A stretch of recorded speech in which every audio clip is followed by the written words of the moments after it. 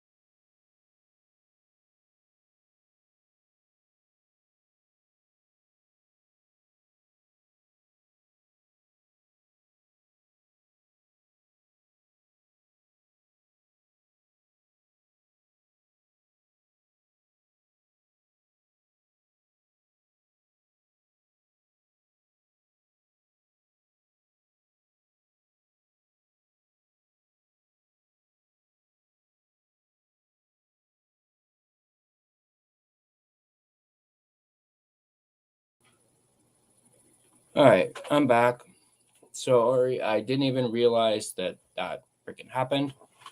I was busy reading the scores. Honestly, this is pissing me off. But you guys probably didn't even get any of that, of me reading the scores. But let me actually quickly... Come on, no. Let me quickly reread those scores for you guys. And actually, I'm going to make it so I can actually see if StreamYard closes on me. But let me quickly reiterate those goals. Hang on. Sorry, guys. Minimize that. There we go. Okay, so first goal of the game, Ryan Reeves. His 3rd of the season at 6:11. John Klingberg would follow after that at 7:55 for his 9th of the season, assisted by Celebrini. Linus Karlsson would make it 2-1 and would put the Vancouver Canucks on the board with his 8th of the season, assisted by Garland and Hronek. Moving to the second period, William Eklund would score unassisted at 12:38. Technically, this was a Marco Rossi goal. Like I said, it was technically his first as a Canuck, just in the wrong net. To make it 3-1 San Jose. Moving to the third period, Marco Rossi would score his 5th of the season, assisted by Hronek and Garland at 36 seconds of the third period. Technically, as I said, his 2nd of the night. To make it 3-2, Igor Chernyshov would score his first NHL goal, assisted by Adam Gaudette and Dmitry Orlov at 4:47 of the third period, to make it 4-2 San Jose. Drew O'Connor would score his 9th of the season, shorthanded at 10:43, unassisted, to put the Canucks within 1. And then Macklin Celebrini would essentially ice it for the San Jose Sharks, assisted by Chernyshov and Eklund at 16:20 to make it 5-3 San Jose. And of course, Graf would score a empty net goal, assisted by Wenberg and Farrar at 16:55 to make it 6-3. And that was the final score for this game. Let's take a look at the box scores here. Don't care about the Sharks. Brock Besser, 0s across the board, 15 minutes and 42 seconds of ice time, 2 shots on goal. Connor Garland had 2 assists, so a 2-point night. He was a +1 with ice time of 14:44 with 1 shot, 1 block. Drew O'Connor had a goal and was a +1 with 12 minutes and 46 seconds of ice time, 3 shots on goal. Elias Pettersson, in his return to the lineup, was a -3 with the ice time of 20:47, 3 shots on goal, 1 block, and 1 hit Kiefer Sherwood was a -2 with 16 minutes and 22 seconds of ice time with 5 shots on goal. So Kiefer was really trying to put the puck in with 5 hits. So he's back up there in hits. That's the first time we've seen him get that many hits in some time, I believe. Max Sasson was a -1 with an ice time of 9 minutes and 50 seconds. 1 shot on goal. David Kampf was zeros across the board, 14 minutes and 56 seconds of ice time with 1 shot on goal. Jake DeBrusk was a -1 with an ice time of 18 minutes and 1 second with 2 shots on goal and 4 hits. Evander Kane was a -2 with a ice time of 15 minutes with 1 shot on goal. Wait, is that right? Yeah, 1 shot on goal. Liam Ogren was a -1 with 11 minutes and 18 seconds of ice time with 2 shots on goal as well as a block. Marco Rossi, 1 goal.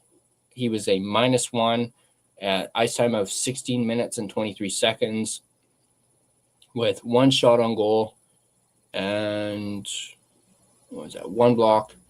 Linus Karlsson, 1 goal. He was a -2, ice time of 9 minutes and 7 seconds with 1 shot on goal. Right. Yeah, 1 shot on goal and 2 hits. Moving on to the defensemen, Tom Wielander was a -3 with an ice time of 15 minutes and 52 seconds, 2 shots on goal, 1 block. Philip Hronik, 2 assists. He had an ice time of 21 minutes and 56 seconds with 1 shot, 1 block, 2 hits. Zeev Buium was a -2 with an ice time of 22 minutes and 24 seconds. So far, Zeev Buium had the most ice time, I believe, out of all the Canucks here tonight. Yeah. Buium had the highest ice time of a Canuck here tonight with 22 minutes and 24 seconds. DPD was a -1 with 13 minutes and 29 seconds of ice time. He had 3 hits. And, that's it. Marcus Pettersson, zeros across the board, 21 minutes and 50 seconds of ice time with 1 shot, 1 block, and 3 hits. Tyler Myers and Ofer with the ice time of 19 minutes and 46 seconds. He had 2 blocks and 2 hits. Goaltenders, Thatcher Demko, 36 shots against, 32 saves. Obviously, he let in 1 power play goal and 4 even strength goals. So not a relatively good night for Thatcher Demko, although it was pretty unlucky when it comes to the bounces. He had a save percentage of 889 in this game. And there you go. Those are the stats for you. Let's move down. All right. Those are the box score stats. Let's take a look at the actual game stats now. Let's see if I can bring it up. There we go. Okay, so final shots on goal were 37-27 in favor of San Jose. Face-off percentage, Canucks just edge out the San Jose Sharks with a 55.6%, 35 out of 63. San Jose Sharks were 28 out of 63. Canucks were 25% on the power play, going 1 for 4. San Jose Sharks were 20%, going 1 for 5. Hits were 25-12 in favor of the Canucks. So the Canucks really outbodied and out-hit the San Jose Sharks. Block shots were 9-13 in favor of San Jose. Giveaways, Canucks with 19. San Jose Sharks with 16. Takeaways were 2-7 in favor of the San Jose Sharks. So the Canucks only had 2 takeaways, which is not very good. Of course, the season series, Canucks lost to the San Jose Sharks on November 28th, 3-2, and now they have lost 6-3. They have 2 more games on the schedule coming up between the San Jose Sharks and Vancouver Canucks. The next game will be at home in about exactly 1 month on January 27th, followed up by a game in San Jose on April the 11th. And as I said earlier, Canucks are now 0-2 against the San Jose Sharks this season, which is, again, not something that we're used to saying. Shots on goal by period. San Jose outshot the Canucks 11-8 in the first, 11-6 in the second period, and 15-13 in the third period. Again, that's nothing new for Vancouver Canucks fans, as they usually always get outshot. Let's quickly take a look at the out-of-town scoreboard. Let's see if I can pull it up.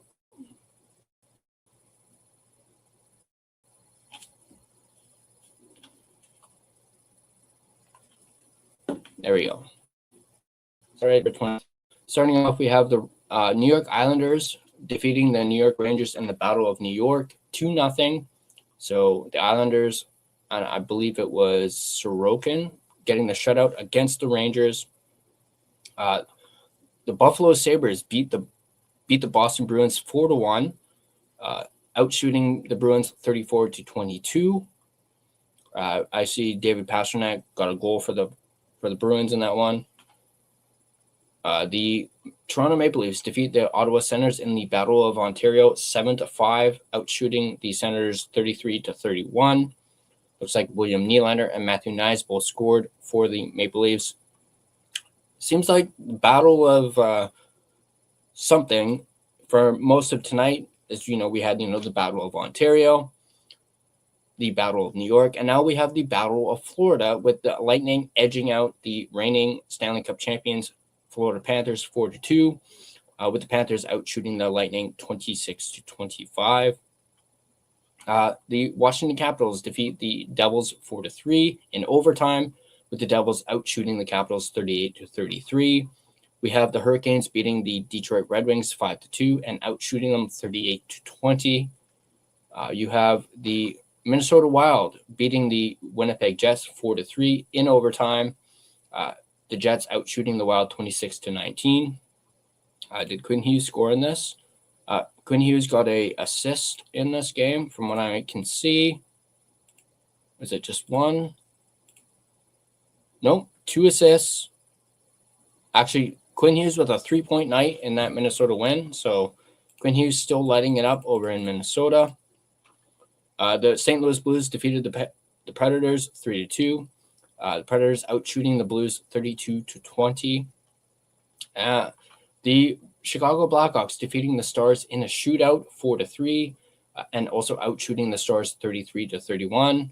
I did see a clip on social media about Mikko Rantanen bobbling the puck in the shootout, unable to score. That was actually kind of funny.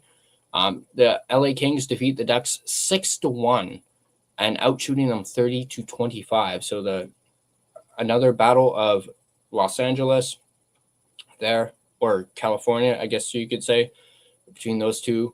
And then the Battle of Alberta, the Flames outdo the Edmonton Oilers 3-2 and outshooting them 32-31. And then, of course, the Vancouver Canucks lose to the Sharks. And then you have the Colorado Avalanche defeating the Vegas Golden Knights 6-5 in a shootout and outshooting the Vegas Golden Knights 38-25. That is the out-of-town scoreboard. Let me take a look at your comments real quick. And we're still waiting for Gerald to pop in. I believe he's setting up his camera.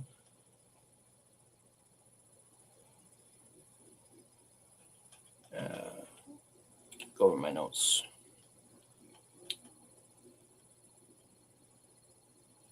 Why don't I do my sponsor read, and hopefully when we come back on the other end, Gerald will join us and we can have an open discussion about tonight's game. But I'd like to start off by thanking my primary sponsor, none other than DraftKings Sportsbook, the official sports betting app of the NHL. The jaw-dropping moments that make hockey, well, hockey.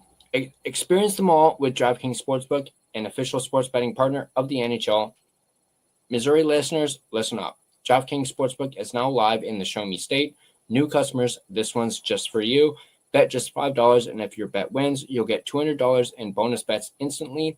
Download the DraftKings Sportsbook app and use code THPN, that's code THPN, to turn $5 into $200 in bonus bets if your bet wins. In partnership with DraftKings, the crown is yours. Gambling problem? Call 1-800-GAMBLER. In New York, call 877-8-HOPE-NY or text HOPE NY, which is 467369. In Connecticut, help is available for problem gambling. Call 888-789-7777 or visit ccpg.org. Please play responsibly on behalf of Boot Hill Casino and Resort in Kansas. Pass-through of per wager. Tax may apply in Illinois. 21 plus age and eligibility varies by jurisdiction. Void in Ontario. Restrictions apply. Bet must win to receive bonus bets, which will expire in 7 days. Minimum odds required. For additional terms and responsible gaming resources, see dkng.co/audio. This is a limited time offer. Copyright of the NHL 2025, all rights reserved.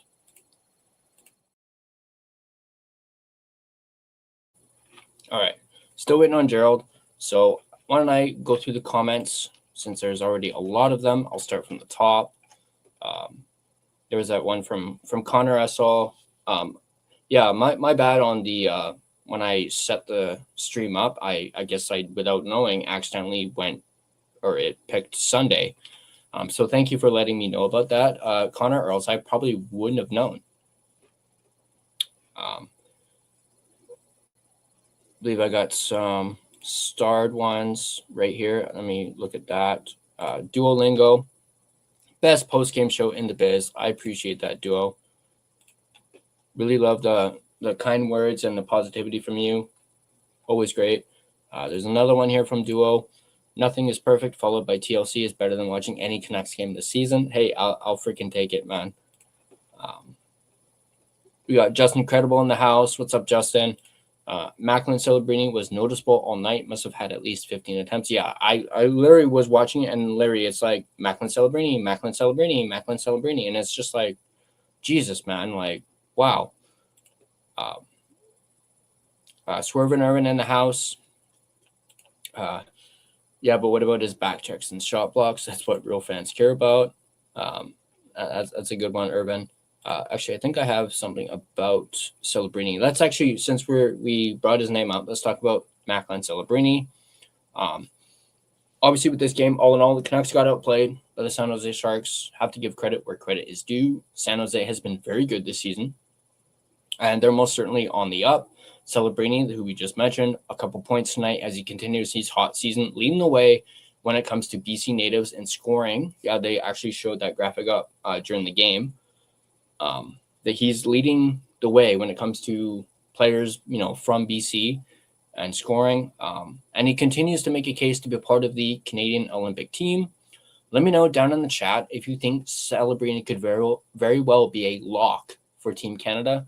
Let me know in the chat down below, or in the comments down below as well. Head back to the comments here. Here.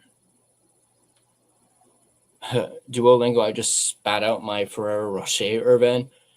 Crazy, Duolingo, crazy to think we won that Burrows trade. Duolingo, boomers get so angry when I call the Canucks a Swedish old boys club, but they don't remember OEL.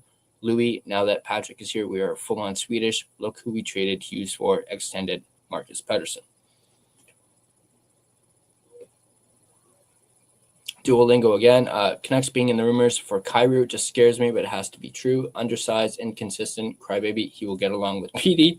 Yeah, I've heard those rumors about Kyrou as of late. I think it was earlier in the summer. I talked about swapping Besser for Kyrou. I'm not really high on Kyrou, at least not anymore. At least not for right now, considering what the Canucks situation is right now.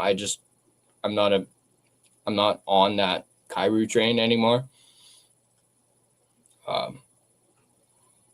Connor, not again. Can you ever catch a break with the stream? I don't know, man. Like, it's frustrating. He's back. Duolingo, I told Nothing is Perfect that he needs to put Irvin and Gerald in the intro ASAP. There's a big gap without those two. Tyler is already in it. Duolingo, didn't even know PD was a -3. Welcome back, brother. Yeah, I know. Tank Commander. Duolingo, I know I'm overly negative and expressive, but I respect Irvin and Gerald because they have realistic takes without being overly angry like me. Damn, Tyler has a Hughes, Corvette, and Miller jersey. Yep, there's the Miller one right there. And actually, Hughes one is next to it, but you can't really see that one. Probably for good reason, too. Connor Cahill, I do not understand why we have not hired a guy like Pete DeBoer as head coach right now. Sorvin with the money sign. Duolingo, I'm almost positive Foot will be let go if we finish bottom 3 because Hughes is gone. Who knows? We'll see. Then again, the Canucks have a carousel of head coaches, so maybe Alvin and Rutherford don't want to go that route again and have yet another head coach.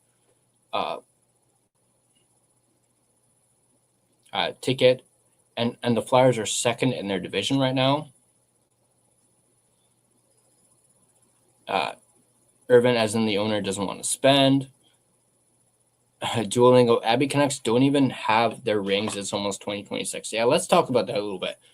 Like that's when I heard about that, that's freaking outrageous. That the fact that the Abbotsford Canucks still don't have their Calder Cup rings, and it's fucking December. It's the end of December, and they won the Calder Cup in what? June, I want to say, and they still don't have their Calder Cup rings. And like I said, it's almost the end of the year, and they still don't have them. And they did the banner raising, to start the season, and they don't even have the ring. That's when they should have gotten the rings. Is when they did the banner raising. So, Duolingo, they are cheap as fuck. Duolingo, if brought up, rumors they didn't actually want the Canucks to win Game 7 in 2011, so they didn't have to pay for the rings. I heard about that, and I think that's ridiculous.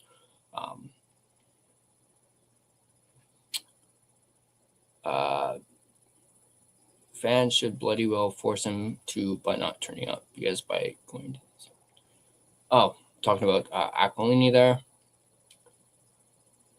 Okay, here's a good one from Duolingo. I need to seriously ask both Tyler and Gerald, who would you rather trade, PD or Besser? Both contracts look scary as hell. I'll wait till Gerald comes on before we answer that, just so we can answer it together. Okay, so when it comes to that question about whether or not Macklin Celebrini should be on Team Canada, we have one answer. Duolingo says Macklin needs to be on Team Canada for sure.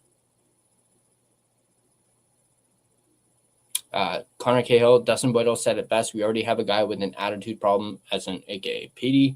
We don't need another one in Jordan Kyrou. So Kyrou is a no thanks for Connor. Duolingo, we are kings of signing problem players. People blame JT. I think it's PD. Rumors Hughes didn't like PD anymore. Missing at the goodbye dinner, 2 guys who wanted to win versus PD.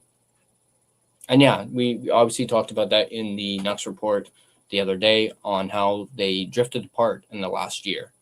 But yeah, it seems like PD's maybe turning into a bit of a villain. The fact that JT left because of PD. Now apparently it looks like Hughes somewhat. I'm not going to say that is the full reason why Quinn Hughes left, but it was part of the problem apparently. And who knows, maybe there's something going on behind the scenes that we don't know that the team is not letting out because they don't want a repeat of last year with JT and PD. Perhaps that may have had something to do with Quinn leaving as well. Duolingo, I was sad about JT leaving, but at that point I was on Team PD, but now I'm not sure if JT was the issue. Yeah, JT had his faults, obviously, from what I've heard and what was said, or rumored to have been said between the two, I don't agree with whatsoever. But we also don't know for sure if that was actually uttered and said. Perhaps we also don't know what else was said when it comes to PD in that regard. So,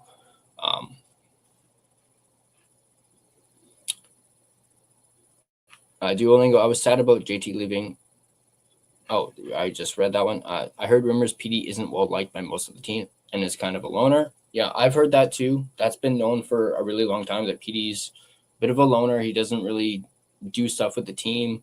I think I heard a while ago that Miller had a bunch of the team over to his house or something like that, and PD wasn't a part of it. I've heard that rumor. Connor Cahill, we really do such a great job changing our conclusions every time something new comes out. Who was the problem? Yeah. Seems like Canuck fans, well, I can definitely tell this season they're trying not to let things get out. I don't know if anyone else has noticed that at all with this season on when it comes to things coming out in the media. Duo, how do we give a man like that an A? I think I have to reiterate what Elfrin said a while ago, where they should strip PD of the A. Might be getting close to those conversations. Let's see.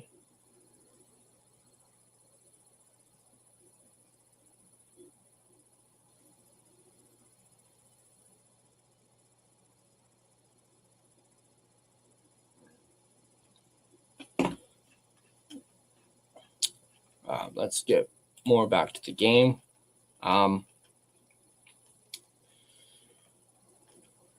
Is there anything else that you guys noticed during the game that I may have missed, or that you guys want to talk about in the comments while we continue? We wait for Gerald. I'm not sure what's going on with Gerald. Might have some. I believe, like I said earlier, I think he's setting up his camera. So, Connor Cahill, I'm starting to think Garland can't stand working with PD anymore either. Yeah, I mean, yeah, I could definitely see that. I mean, we all know that the whole issue or that report that came out about Hughes and PD, it all stemmed from him not liking his work ethic, which I think all of us don't like, especially considering a couple summers ago, PD didn't come into camp in shape, and that's what really kick-started the whole Miller PD stuff, was the fact that PD did not come into camp in shape despite having an injury. And then through that whole Miller PD stuff, we heard, as I talked about on the Nucks report the other day, Quinn was 100% backing PD when it came to the JT and PD stuff. He was completely in camp PD during that, and he actually helped facilitate that JT Miller trade. At least that's what was reported, that he had a influence when it came to trading Miller away. And then fast forward a year later, now Hughes is drifted apart from PD. He's frustrated with his work ethic. So I kind of want to look into that a little more. Like I want to know more when it comes to the whole, because it's odd. Because as I just said, Quinn Hughes was on Team PD a year ago. You would think he would have been frustrated with his work ethic then, which is understandable, and he has every right to be. But then fast forward a year later, where PD actually, steps it up over the summer when it comes to training, gains, some muscle, still is Bambi on the ice. Despite that, we all know he needs, to strengthen his legs, not his upper body. And it's just odd that, it's flipped from a year ago. Suddenly, we're hearing things about Hughes being, frustrated with his work ethic. They don't go into detail on like how long, like when did he start getting frustrated with his work ethic. When I was reading like for the Nucks report and collecting all that stuff, I was thinking like, where is this coming from? Like, is he frustrated with his work ethic now, or is this like past tense? Like that is what I would like to know. Let's look at some more comments here while I was kind of viewing a little bit. Actually, Gerald is joining us, so I'm gonna go ahead and bring him on. Yo, what's up? Sorry guys, I'm late. we go. All good, buddy. Everyone miss me? Yeah. Everyone you was guys all. you calling it quits because I'm not here? No. Everyone was all like, "Where's Gerald? Where's Gerald?" I think I started a comment earlier. I think he's referring to your camera in this. Are you using the DJI tonight from Swervin? No, not yet. I was actually just sorting out some stuff for my travels next month. So yeah, I had to do it before midnight, and okay, man. Yeah, that's why I'm late. But yeah, it's thanks for waiting, whoever is here. I think I saw Irvin, I saw Connor, Duolingo. I can't remember who else I saw, but thank you all for staying. Yeah, I saw Justin was here earlier. I don't know if he's still here. Yeah, so what do you think of the game? Well, I pretty much thought the Canucks got outplayed by the San Jose Sharks. Oh, 100%. Like, pretty much, like from the get-go, I did miss a little bit of the first period, like the beginning of it. But from what I saw, yeah, the Canucks got completely outplayed by the San Jose Sharks. Didn't really look all that dangerous at all in this game. Yeah, there were some positives. Connor Garland, I think, as I mentioned earlier, was a positive. Philip Hronik was a positive. You and I talked about on the phone that dumb Evander Kane penalty that he took in the second period. Yeah, as they're going on a power play, that was typical Kane. Typical Kane, typical bonehead move. I did mention in the stats earlier, Elias Pettersson in his first game back was a -3 in this game. Yeah, that's something I want to talk about. I'm kind of ashamed I'm covering the Canucks right now because I'm only wearing jerseys of winners, not losers. So yeah, it's just I mean I was just joking, but I think we gotta cut him some slack. It's his first game. He's missed 8. And we don't know what the whole upper body injury is about because they don't need to disclose it, right? Yeah. And I mean, looking at the game, he did do you know how many shots he had? Crap, I already closed it down. Here, let me quickly look. Because it seemed like his timing was a little off. Because some of the shots that I saw, he didn't connect. I think it was like a one-timer on the side on I think it was during the power play. I was going nuts when I was watching this game earlier, and it just pissed me off. Like, I was swearing at the TV. I was about to throw something at the TV because PD just kept passing and passing. Like, he was open for a goddamn shot, and he just like... Yeah, I noticed that too. Like, it feels like, okay, they did lose last game. Yeah, actually... What? PD had 3 shots. Yeah. I mean, he still managed 3 shots. Like, I did. There's totally one that... I was actually... Yeah.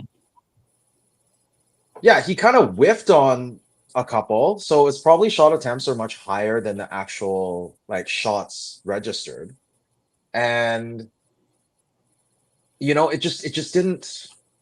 I mean, how much time do we have to give him?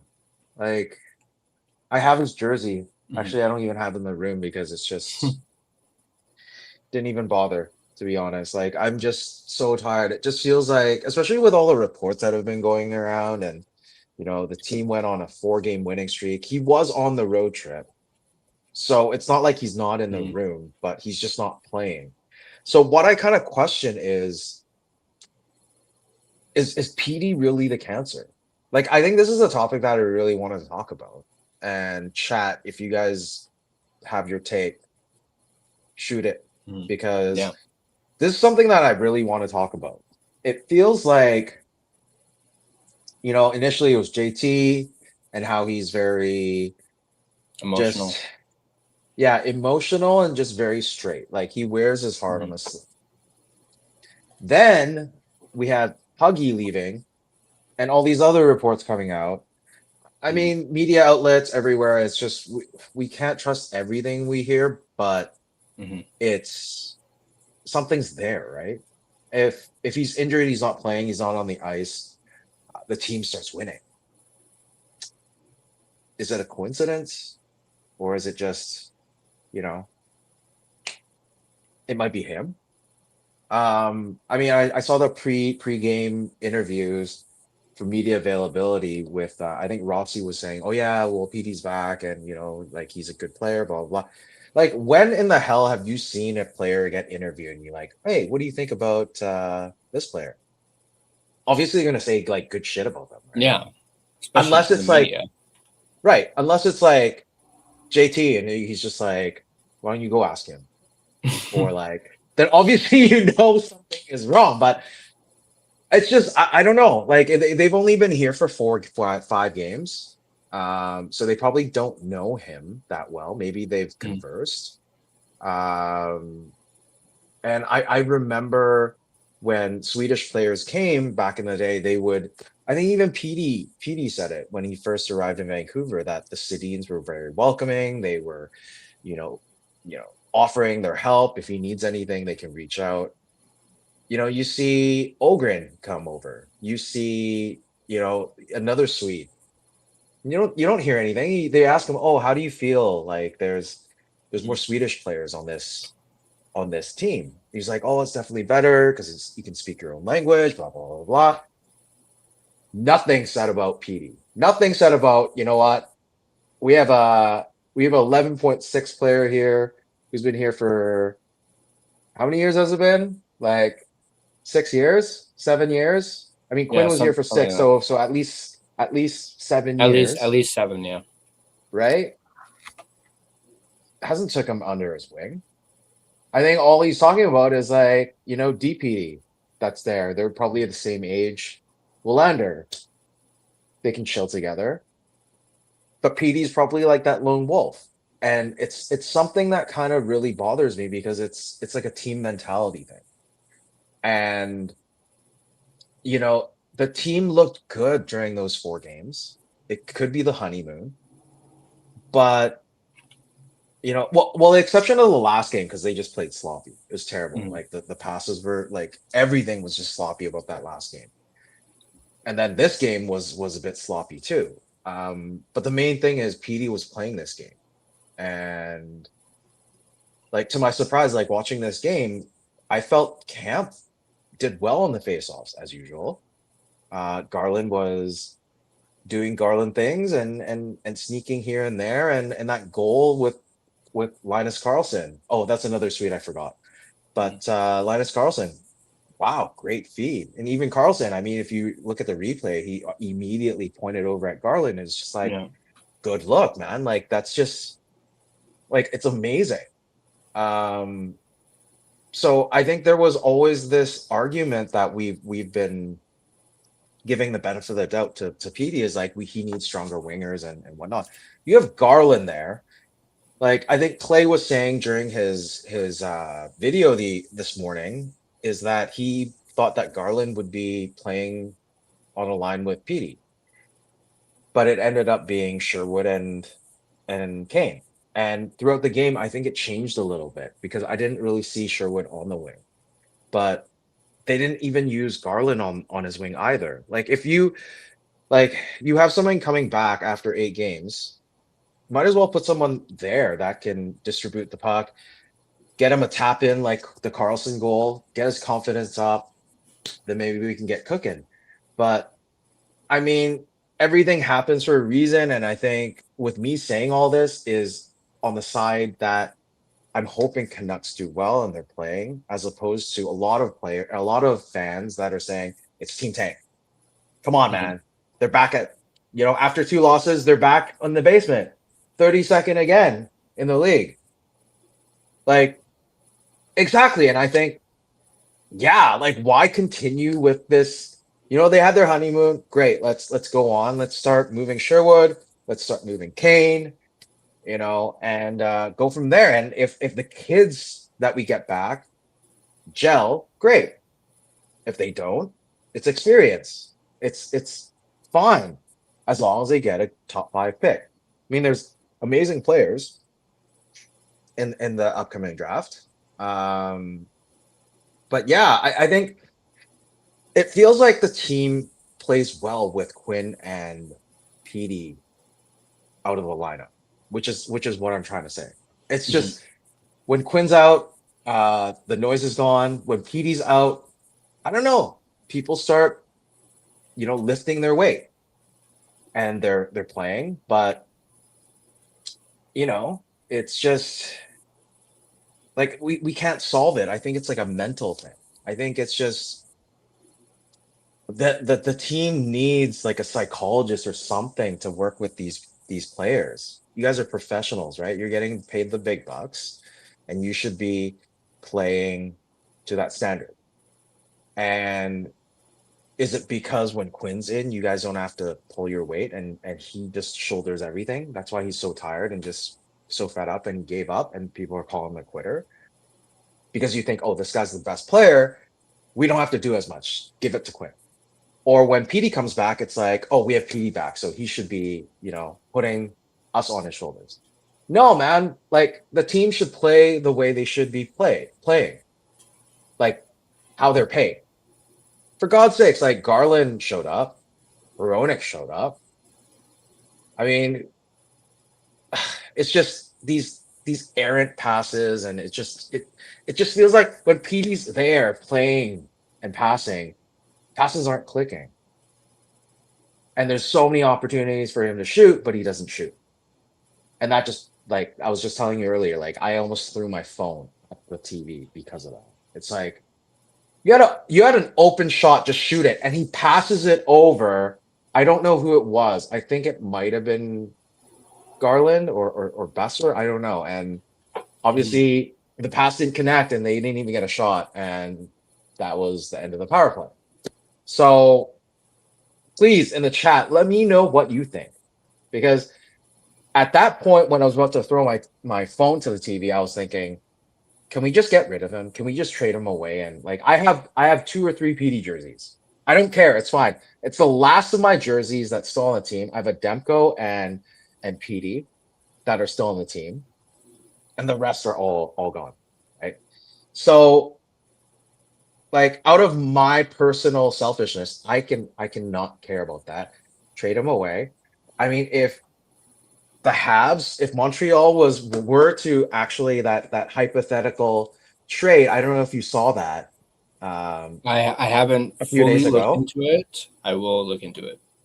But bro, man, Michael Hage, right here, Team Canada. Michael Hage was awesome tonight. Like the game-winning goal today in overtime on the power play. Guy's clutch. Like right hand shot, centerman. Still young, something that Canucks could lead into the future. Like the guy's playing top line minute, and Coots is playing 4th line minutes. I think he ended up with like 9 minutes yesterday. Yeah, 9 Today minutes. I didn't really check. But if you're all thinking like, oh, Coots is the new captain, well, okay, fine, whatever. Coots can be the captain. But if you can get Michael Hage over, you can give away PD, get a second, Michael Hage, and someone else. I can't remember. There's like another prospect. Dude, take it and run. Seriously, take it and run. But to be honest, the Habs fans have already reacted, and they say no. Mm-hmm. No, they're not doing it. So, if anyone in the chat, saw the trade, let me know what you think also. But I think that's good enough for my rant tonight. And whatever Tyler wants to talk about, or if we directly go to chat, you direct us that way. Well, you basically stole my rant, because I was going to I actually had that in my initial notes before I lost my notes. But yeah, I was actually going to point that out. The fact that, I was watching them on the power play, see PD get the puck. He looks like he's going to shoot, and then he passes it off, and then the shot gets blocked or something like that. I can't, like you said, can't remember if it was Garland or even Bulliam. And then there was afterwards, he did take a shot and it got saved. But that first initial chance, he had a wide open net to shoot. Yeah. He had a good lane to shoot, and he didn't fucking do it. I did the same thing. I didn't throw or almost throw my phone at the TV, but I yelled. I was like, Petey, and I quote, I was like, shoot the fucking puck. You know, and then went back to doing the scoreboard. But, you know, I remember seeing that vividly, and yeah, I reacted to this exact same way, minus the almost throwing my phone part. But yeah. PD had that chance, and then, you know, after that, power play was over. And at the end of the power play, I think it was the end of the power play, PD missed the puck. So I don't know who was on the other side trying to fling it around. PD, I don't know what he was thinking, but he eventually thought, oh, it's coming, and he didn't know the puck was going so fast. Tried to skate, which ended off getting Zeev Buem the penalty, because he had to back check to get God, I don't even know who it was, Eklund or whoever scored that goal. Or no, he didn't score a goal, but it was a power play that led to Celebrini scoring a goal. Like, Demko did his job, and Zeev actually did his job, but he was given a penalty. Like, I don't really consider that a slash, but obviously on a breakaway, a save was made. I think the ref had to call something. Whatever, that's fine. And then Macklin Celebrini, out of nowhere, is helping us with the tank, gets a pass from whoever scored that new guy, whoever scored his first goal, first career goal. Nice pass. He outworked whoever. I'm so sorry. It was to that point I wasn't even like paying attention. It's just, yeah. You see a Canadian jersey on, it's like, yeah, whatever. At that point it was like 5-3 or 5 whatever, or 4-2 at that point. At that game. No, it was 5. It was the 5th goal. Celebrini was the last goal, right? So I was just like, I'm done. Mm-hmm. And talking to Tyler, I was just like, I mean, I'm late, but also in a sense, it's just like, do I really want to talk about this shit? Like, it's just so depressing being a Canucks fan. I mean, thank God for World Juniors. If there wasn't World Juniors, I'd go like bonkers, because this like, either tank fully and do what's right, or play a good game. Don't toy with my feelings saying that, you know, oh, we might win this game. Like it was 2-1. Oh no, it was 2-0. Unfortunate for the first goal, obviously. Mm-hmm. I don't know if you saw that one. Yeah. Maybe we talked about it. Unfortunate. They could have challenged it, but, you know, they didn't. And I think they might have lost the challenge if they did. And then it was 2-0, and then it was 2-1. Garland, nice pass. And then it was 3-1. At that point, I was just like, oh, man. And then they come back, 3-2. And then the Sharks come back again. It's 4-2. And then Doc, my whipping boy, comes down on a shorthanded. Before that goal, I was actually thinking. I was talking to Irvin earlier during the game, too. And I was thinking, if the Canucks win, this would be crazy. Would there be a chance that they get 5 different types of goals? So he was actually thinking about one player getting 5 different types of goals in one game. I don't know if you know who that is. I'll tell you after what I want to say, but I think Swervin might actually put it in there. I was thinking, because Carlson had the power play goal from Garland. Then we had an equalizer goal. It was a even strength goal by, who else scored tonight? For the Canucks, crap, who was it? Rossi scored. Rossi. Twice. Technically twice. So what I was thinking was, Carlson had the power play. Rossi had the own goal and a even strength goal. And then I was thinking, are we going to get a shorthanded goal? And all out of nowhere, Doc streaks down, comes down, gets the shorthanded goal. So that's 4. So all we're missing is the empty net goal or a shootout goal. So that's 6 total. And I was thinking, okay, might not be the empty net goal, but it could be the shootout and then still be 5 goals that the Canucks score as a team. And I'm just thinking, when is the last team that was able to do that? To have its own goal, like to have them score on their own net, get a power play, a shorthanded goal, and a shootout goal. I don't know when, but there has been a player in history apparently that has done it. Do you know who that is? Mario Lemieux. Yes, sir. Thank you, Swerve. It's like right there in the chat. You said that like literally 1 minute ago, and I just completely read it from there. Yeah, the guy is a legend. I went and looked at those goals. So it was an even strength goal. His shorthanded goal even was just unreal. Like he just undressed the goalie. And then the power play goal, great shot. And then the empty net goal was actually not one of those empty net goals. It was like a give and go empty net goal. And the regulation, I can't even remember. It was just something normal. But man, the guy is seriously a legend. Watching players like that back in the day playing like that is just unreal. Mm-hmm. We're gonna go through some of the comments since you've already peeked at it. Yeah, I've started a bunch of them. Let's see if I can get back to the ones I first started starring. Okay, I definitely got to do this one. Connor, when Gerald is about to throw something across the room, you know things are bad. Yeah. It's just, man, it's so hard watching your team go through this. Like, I don't know. I think right now, if I were to watch a rebuild, I think it'll be okay because you don't have that expectation, right? Once you have that expectation, you have that disappointment. And if you have that expectation for PD, which I apparently still have, then you're going to be disappointed. But I guess if I continue to watch this team with PD on the team for another 7 years, because he only burned his contract last year, and was it 45 points? For God's sakes, I was looking at the stats. Every leading scorer after Christmas for every team. And the top one, obviously, is probably Nathan McKinnon. And the last one, do you know who the leading scorer or what team is the last place in the NHL at the Christmas break? PD.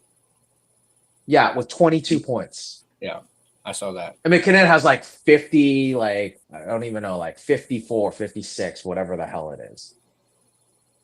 Or it could be even 60. I don't know. Like, I'll have to look back at it. But it's like, if you look at those leading scorers, like they go by the points and the teams they represent, it looks pretty similar to the standings right now. Mm-hmm. Vancouver's last, PD's last. Like 11.6. Like if he was being paid Sherwood money, wow, amazing. Oh, yeah. But he's getting paid like 10 times more, man. How is that happening? Anyway, sorry, I rambled again. Next. It's all good, man. I actually want to highlight this one. Duolingo posted this a while ago, but he says Tyler and Gerald is like a hockey commentating duo. Tyler reminds me of Shorty, and Gerald every solid color commentator guy we've had. I'll take that as a compliment being compared to Shorty. Why not? But yeah, Duolingo, appreciate the kind words as always. I wanted to highlight that because I thought that was pretty funny, and 2, it's a great comment. As long as it's not, I don't think he watches it, but actually, I'm not going to say the name because it's kind of mean. But one of the current colors, because there's 2, right? So yeah. One of the current ones. I do want to highlight this one. Kempner Canucks in the building, by the way. What's up? What's up, Rev Trav? He goes and says, I benched Rossi in my fantasy league because EP40 came back. See, I was the opposite. I already had Rossi in my lineup and PD on the bench because I didn't realize I ended up having a very long nap today, so I didn't set my lineups or do any tweaks. So I was the complete opposite. I still had PD on my bench, which I guess is fine because he didn't do fuck all. He got 3 shots for you. Yeah, but shots don't really do much when it comes to points. Actually, now that I said that, did I have Rossi in my lineup? I don't know. I haven't looked at it in the last few days.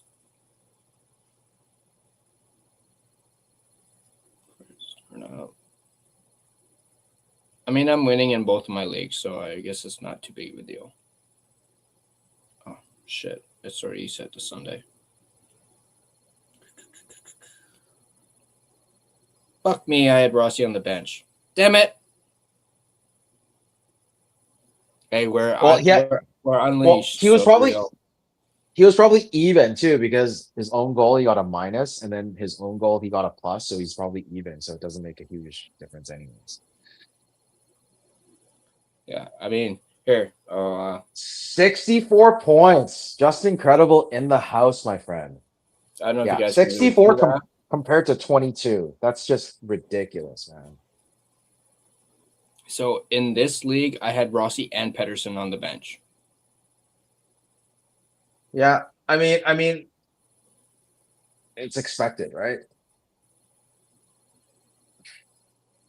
Yeah, let me just check my other league. By the way, if anyone's wondering why I still have my handlebars, it's been so hard. While Tyler checks it out, it's been so hard to get rid of. It's just I don't know when I'll ever leave something like this. And the last time I shaved, I believe it was Halloween, or maybe just before Halloween.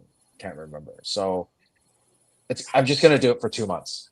So bear with me. Hopefully by the next. Actually, I don't know. I don't even think we'll do another. Actually, there is a post. I don't know if you're going to do a post game for the Seattle game because they're going to Seattle and then they coming back for the Flyers game, which Tyler and Sam are now going to. So the Flyers game, I think Tyler's probably not going to do a post game for that. No, I won't be able to. Unless I start it first and Tyler jumps on after, but we'll have to talk about that. So yeah, I mean, yeah, the new year, I think that's when Seattle's in town on the 2nd. Maybe we'll do that game, but I think I'm going to that game, but I can rush back. And hopefully by then, new year, new start, and clean shaven. So we'll go for that. And then I'm gonna keep preaching about Movember all over again starting next year. I think I'm gonna start early, and it's like 10 months early, 11 months early. No. And hopefully whoever actually, you know what? I'll start after tax season. So that's May.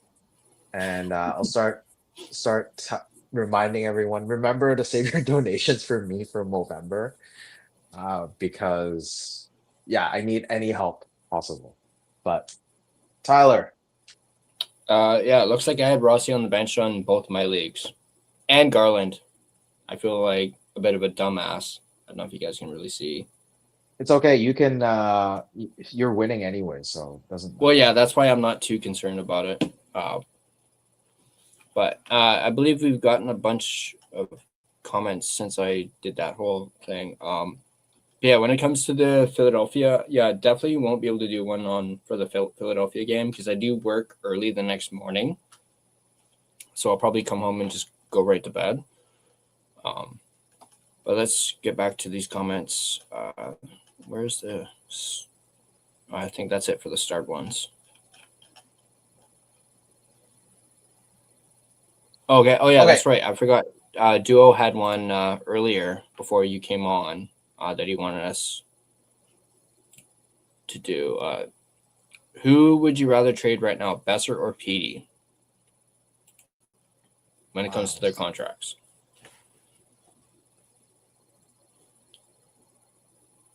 Oh, God.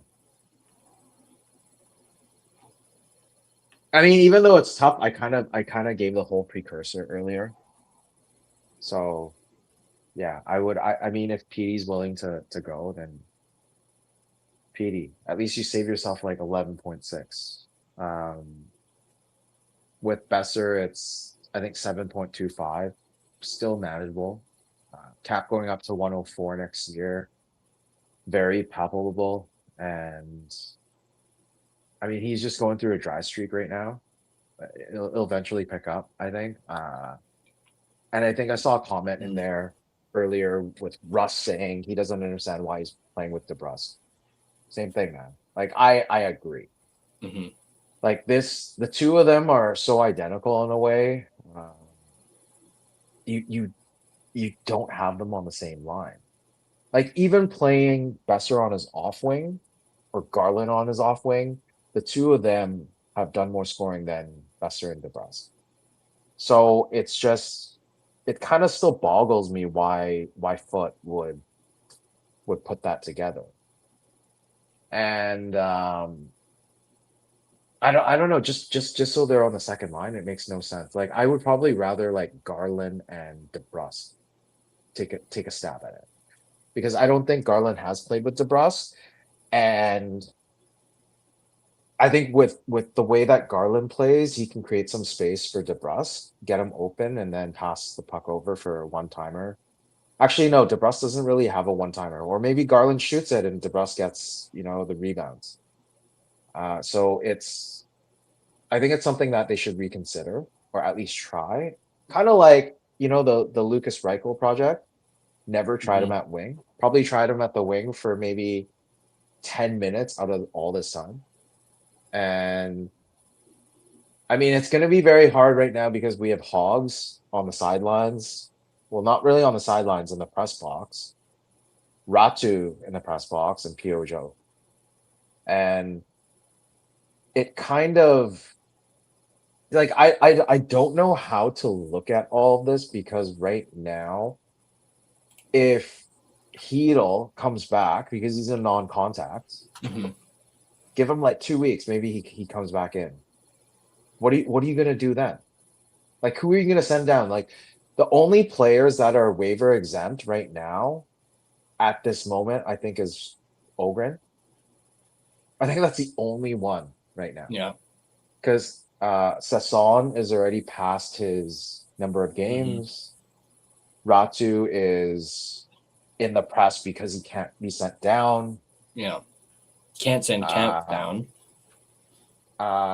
Yeah, the only way is sending Ogrim down and then waiving Camp. Yeah. I mean, because look at this. Like, no, let's not even talk Hedel. Bluger, when I saw him at the meet and greet,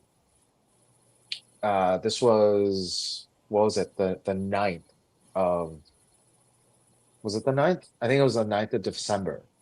When he was with Kane at the table, I asked him, I was like, hey, how are you feeling? He's like, I'm good, but still need some time. And I was like, so after Christmas, right? And he's like, yeah, let's hope for after Christmas. It's after Christmas, man. Even Hedel's in a non-contact. Like, how much longer? It's kind of like the mystery of where's Derek Forbert? Is he still on the team? Yeah. Kind of deal. But let's say, okay, somehow Bluger comes back. Then that's another center. Now, for some odd reason, we're like packed, and you can't send Sasson down because he just extended. Are you going to risk losing him? And you have David Kampf, you have Rossi that came in the trade, and you have Petey. And then you come in Bluger and Hedel. Bro, that's like 6 centermans that we have now. And I'm just trying to think who you can move to the wing. You can't really because you already have Hogs in the press box. And then you have O'Connor, who just scored shorthanded. And what other player is not playing well? Like Carlson just scored a goal today. And Carlson can't be sent down now either, I believe. So something has to go he's hot out. right now. He's hot Oh right now yeah, too. So 100%. you don't do that. Carlson's scoring at a pace of every other, Mhm. every third game. Mhm. It's pretty much every third game Carlson scores. So with that said, it's just something has to go. And I think a Sherwood trade is very Imminent. Oh yeah. imminent. And if not, it would be Kane. Not sure if you did a video or you read the Canucks Army article about Kane getting more than people think.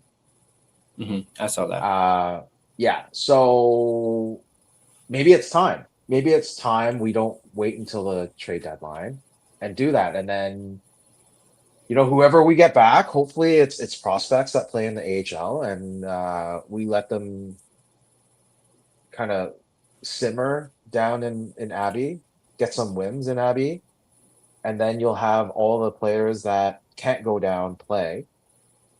Because if you trade Kane and Sherwood, that opens up two spots. Pretty much that at that point it'd be Ratu and Hogs coming back in, Mhm. and you're okay. And then when Bluger comes back, then you either send Ogren down or you send Camp down. But it most likely would be Camp because you're not going to send Sasson down. So Mhm. Bluger slots into the third line, and then Hogs would be slotting in for the fourth line for Ogren. But yeah, Ogren is playing well. That's very hard to pull out a player like that, Mhm. right? So Yeah, definitely. I mean, with Camp, he would have to obviously clear waivers, but I think he would clear. bro, he cleared waivers when he was on the Leafs, Yeah, so and no one wanted him. so I could see So I him don't clearing. exactly. So I don't see anyone really claiming him. And what is he gonna have another contract terminated? Like sent down for the reason of having the contract terminated? Like he wasn't good enough for the Leafs, and the Leafs suck right now. Even though they won, was it 7-5 or 7 whatever today? I Yeah, think it was 7-5. 7-5. Yeah. Amazing game. Stetcher, love that passion, man. Kind of hmm wish he was still a Canuck. He was trying to get the crowd Yeah, I saw revved that. up at the end of the game. Amazing. So yeah, I mean the Battle of Alberta, Battle of Ontario did not disappoint tonight. Battle Uh, of New York, Battle of California. It was the battle of everything today. that's awesome. I didn't catch the other ones because guess what? I'm Canadian, so I really don't give a shit about New York and LA and whatever, East Coast, West Coast, whatever. But yeah, I think the big thing was the Alberta and Ontario. hmm Uh, Anyways, I that was did, another long yeah, rant. Any yeah, other it's all good. questions? All good. I had to start. I did want to bring this up because I talked about it in my next report the other day. And Duolingo says, imagine if we still had Podkolzin. He'd be so helpful right now. Could use his grit. He's Kane, but better, way younger. What did we give him up for? Well, we gave up essentially Kane for him. And I even talked about that in the next report. What if we trade Evander Kane for Vasily Podkolzin? And I had a couple Oilers fans, I assume, say, no, no. Like Oilers say, no way. Let's start that uh, discussion. Kane for Podkolzin. Let's freaking do it. Bring back No, Podkolzin, man. no. No? Even I would say no. Why? Because you could net someone better than Podkolzin for Kane. Well, I mean, under the circumstance that you're going to get a second for Kane. So if you're able to net a second, then why not get a new prospect? I mean, Pods right now, yeah, he's playing well. He's like a second liner, but at the same time, if if management gave up on him at that point, do you think, coming back is going to change that? He's probably not wanting to come back anyways. So why force Maybe. someone to come back when he doesn't want to? And at that point, when he comes back, is he going to be thrown in the AHL, or who does he replace? Does he just replace Kane 1-for-1? Probably at this point. Pods is a. Do you know if Pods is a left or a right? I think he's left, right? I'm not entirely 100% sure.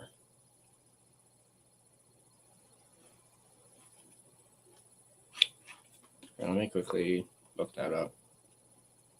Yeah, because if I were the Canucks, I don't think it's kind of like asking, Troy Stetcher was available. Would you He's take him a back? right wing. Okay, great, right wing. So we have Carlson, we have Garland, we have Besser, right? Besser, Garland, Sherwood, and Carlson. So Sherwood gets traded, then that opens up a spot. Okay, maybe. But would you put Podkolzin on the second line with who would you put on the second line? Like Hogs?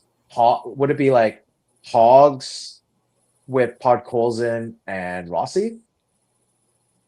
I mean, I can kind of see it because Pods would sort of protect Rossi in a way.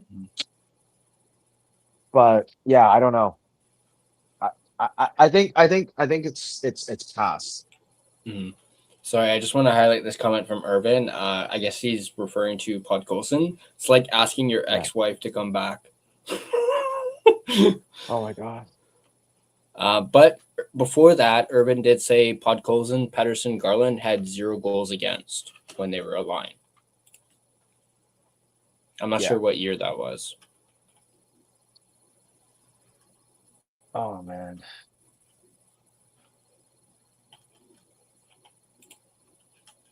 I have all these new lights now that I just got. We do have a comment from Chris Favo. First time I've seen that name, I believe. So welcome. Is EP40 in need of a fresh start? Maybe if Canucks can retain some money in a deal for another first-round pick and a player in return. Hey, can you highlight that on the screen? Are you able to bring it up on the screen? Thank you.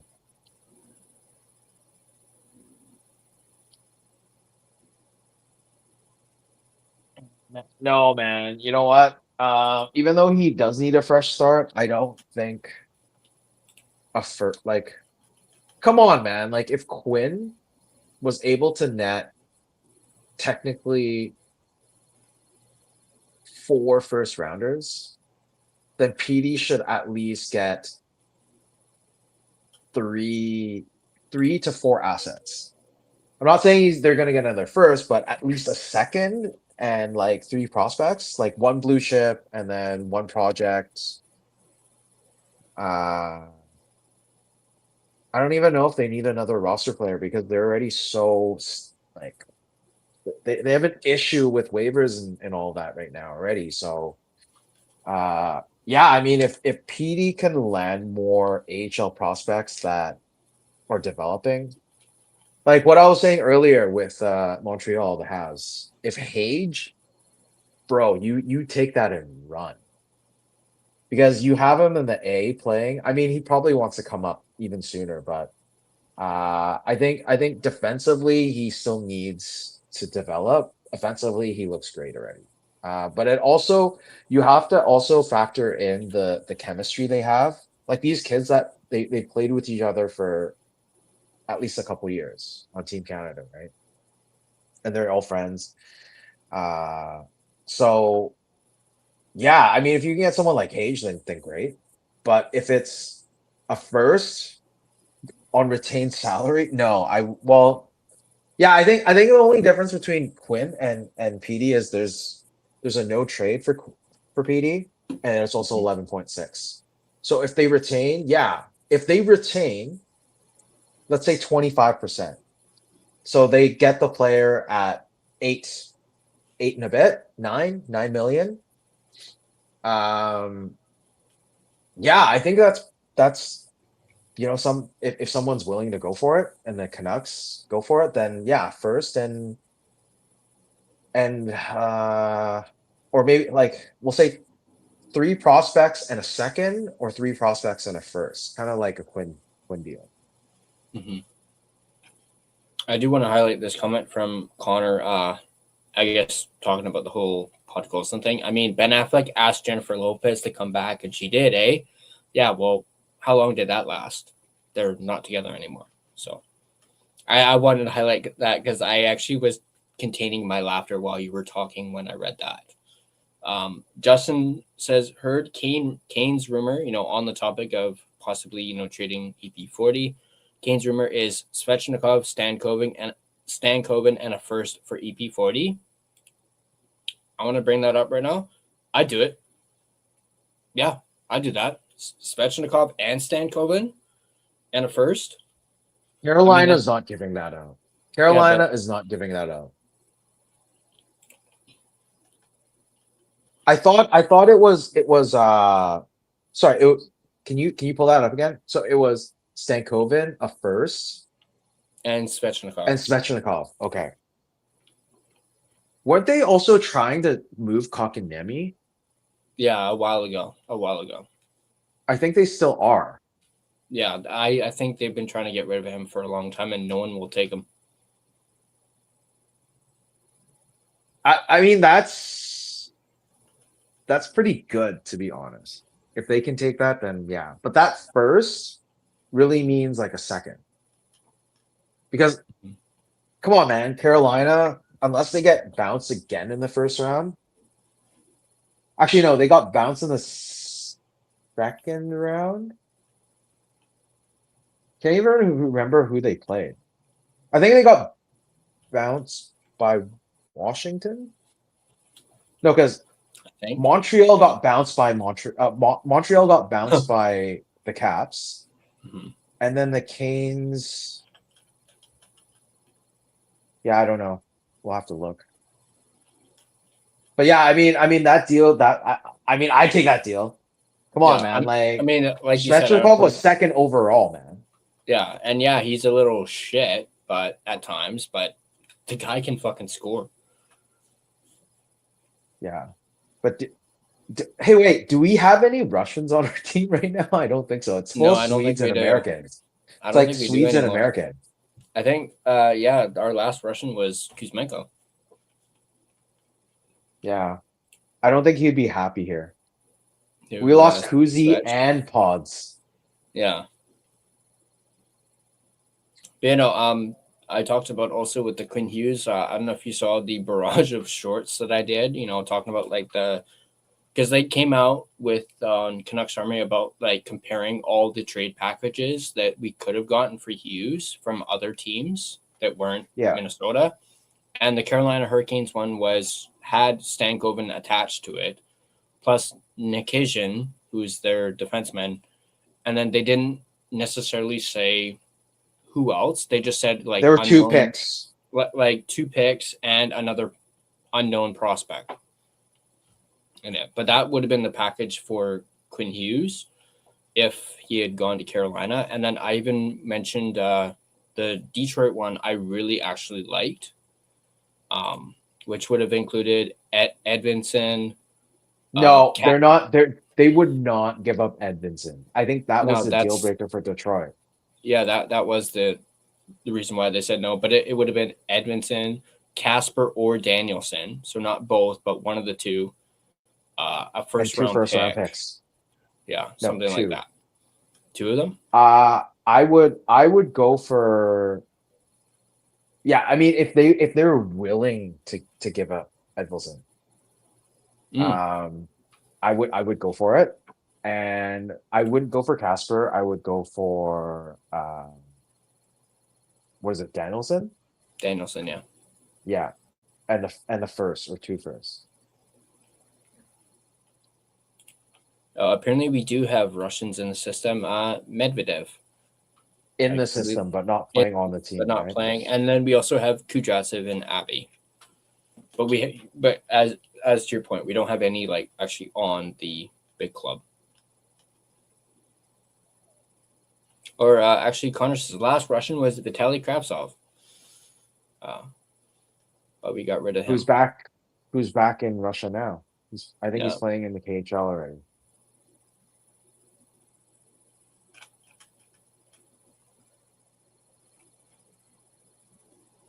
But yeah, this team is completely like Swedes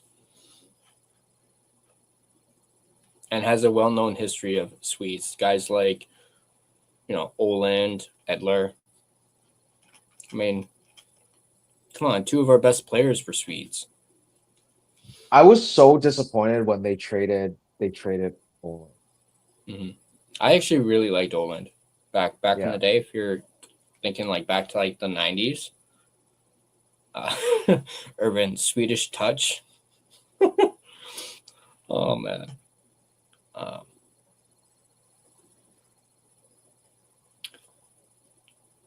See, you should have gotten Charlotte to come on and do the show with you. And you'd hear him talk about how San Jose is so great. They won 6-3. Macron Celebrini is the best player in the world. No, he would have said Michael Misa is the best player in the world, even though he didn't play. Yeah. Misa is pretty good. I've been watching the juniors, and I mean, I'm not as impressed, but as Brady Martin, bro, that guy is money. Oh yeah, is money. Like, can we just trade for him? Like, come on, another right-handed face-off, like centerman, bro. If we can get Martin, bring on the rebuild. All for it. Seriously, trade Petey for him. Yeah, I actually talked about Martin, I think, over the summer when we were talking about like potential like draft guys. Brady Martin was up there as a potential draft pick for us before we went with Coots. But I believe, and correct me if I'm wrong in chat, but no. There would have been no way for them to get Martin. I think Martin was drafted before Coots, so there would have been no way.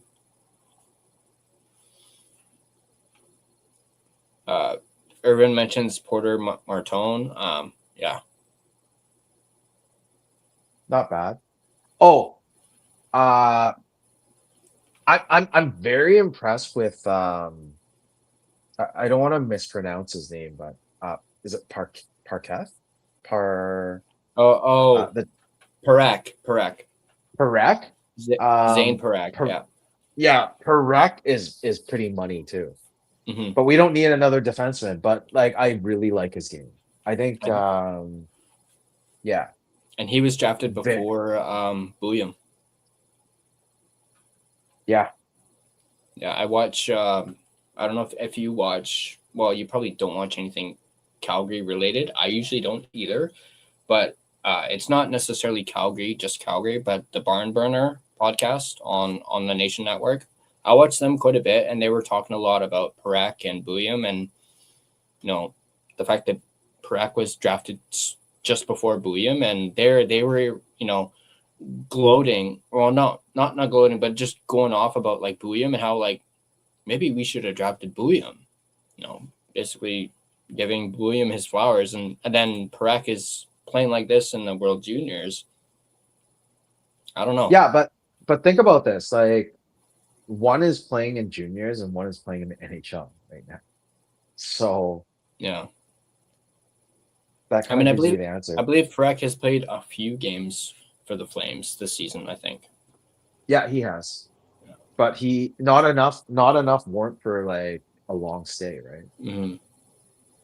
But Calgary actually has 2 players playing at the World Juniors for Canada. I love this comment from Duo. Look at Nylander in Toronto after a massive contract. Him and PD must have lived in the same block. Yeah, but Nylander also has 3 goals in his last 2 games. True. And PD, when was the last time you saw PD score more than 2 goals? I mean, Do you recall it being this season, but a while ago? No, he scored 2 goals in one game. I think it was against Carolina. I think Mm-hmm. it was just during that. Anyways, it was I think in November. Yeah. But to have 3 goals in 2 games, I don't even remember PD doing anything like that. He might have 3 assists in 2 games, but not 3 goals in 2 games. Mm-hmm. The way he plays, Mm-hmm. it's Speaking pass of first mentality. yeah, speaking of 3 assists, Quinn Hughes with a 3-point night in Minnesota, 3 assists. Who I did have in my lineup, so thank goodness for Quinn Hughes. I had him in my lineup. Yes, I still have Quinn Hughes in my fantasy league. I had him way before the trade, so he's one of my keepers. So I'll be keeping Quinn Hughes for sure. And I think he's going to get even more opportunity in Minnesota to put up points. Oh, I mean, 100%. I don't have his point totals up right now, but I could see him getting 100 at this point. No, I know he's kind of 100 behind. points. He could potentially, I think, if he goes on like a run with Minnesota. Dude, that's higher than he was with the Canucks. The most he got was like 80s. I don't even think he hit. Did he hit 90? I'm just looking up the projection. Even at the 23-24 season, I think that's the highest totals that he had. Yeah, it says high 90s to near 90. Projected for this year? Yeah.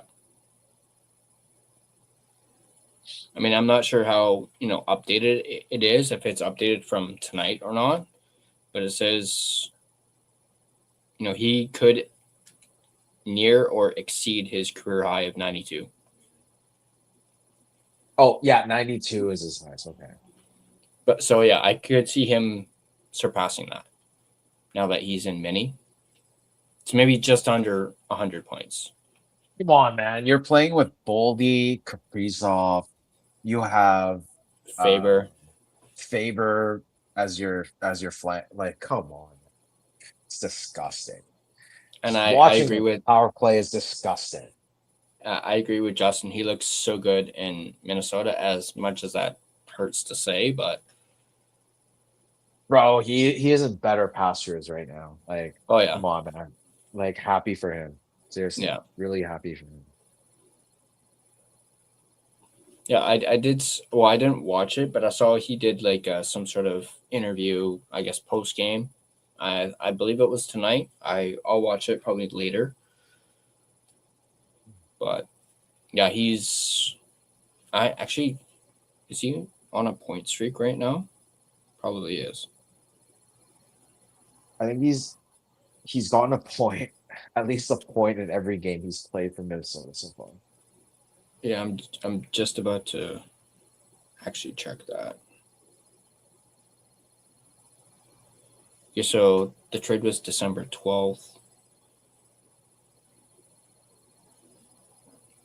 There's been one game where he didn't get a point. That was against Columbus on the 18th of December. Actually, Okay, no, so make that 2 actually. So 18th and the 20th. So only 2 games he's not gotten a point. and he's played 7 so far, right? Or Yeah, 6? 7. 7. So he's got 7 points in 7 games. Yeah. But he got 3 tonight.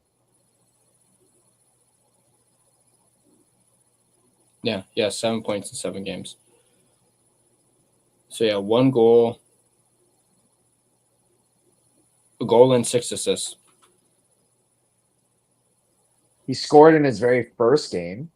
Yeah, and he hasn't scored and got an assist. Yeah. Yeah, he's gotten all assists ever since then.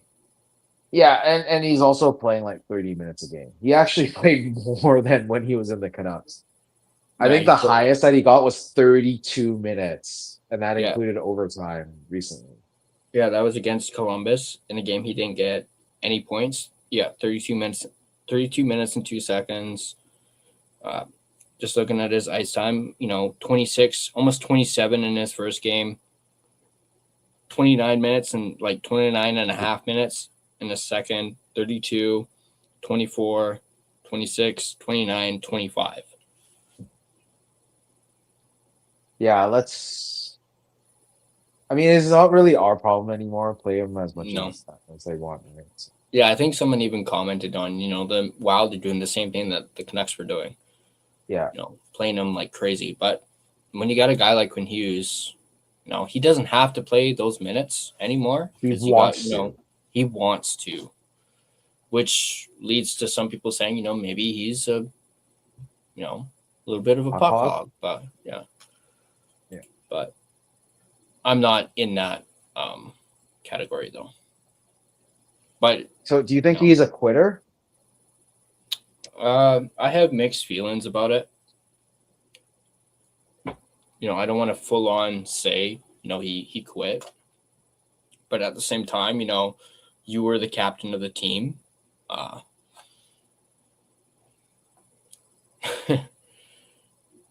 Those are. I wonder where my Canada jerseys are. I mean, I'm just trying to say he's not Canadians. Yeah. I mean, yeah. I mean, I think I'm 50-50 on it. To be honest, half of me sees him kind of as a bit of a quitter, quitting on the team, considering he's the captain, he basically said he wanted out.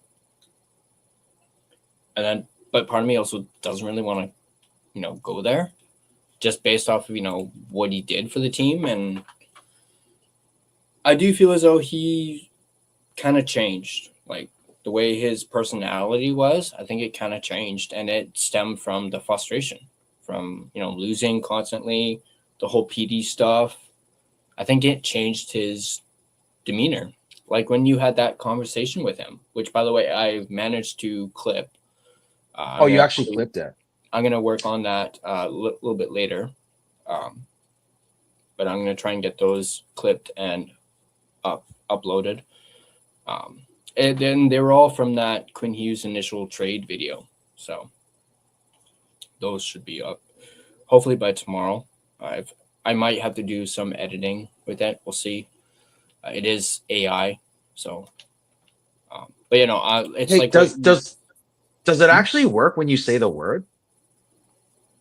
I think I'd have to look at the post game we did with Begsy. Yeah, because I said it quite a bit in that one, and there were some of them that didn't really work out because of things that were in the way. Is it or that? I think it's that.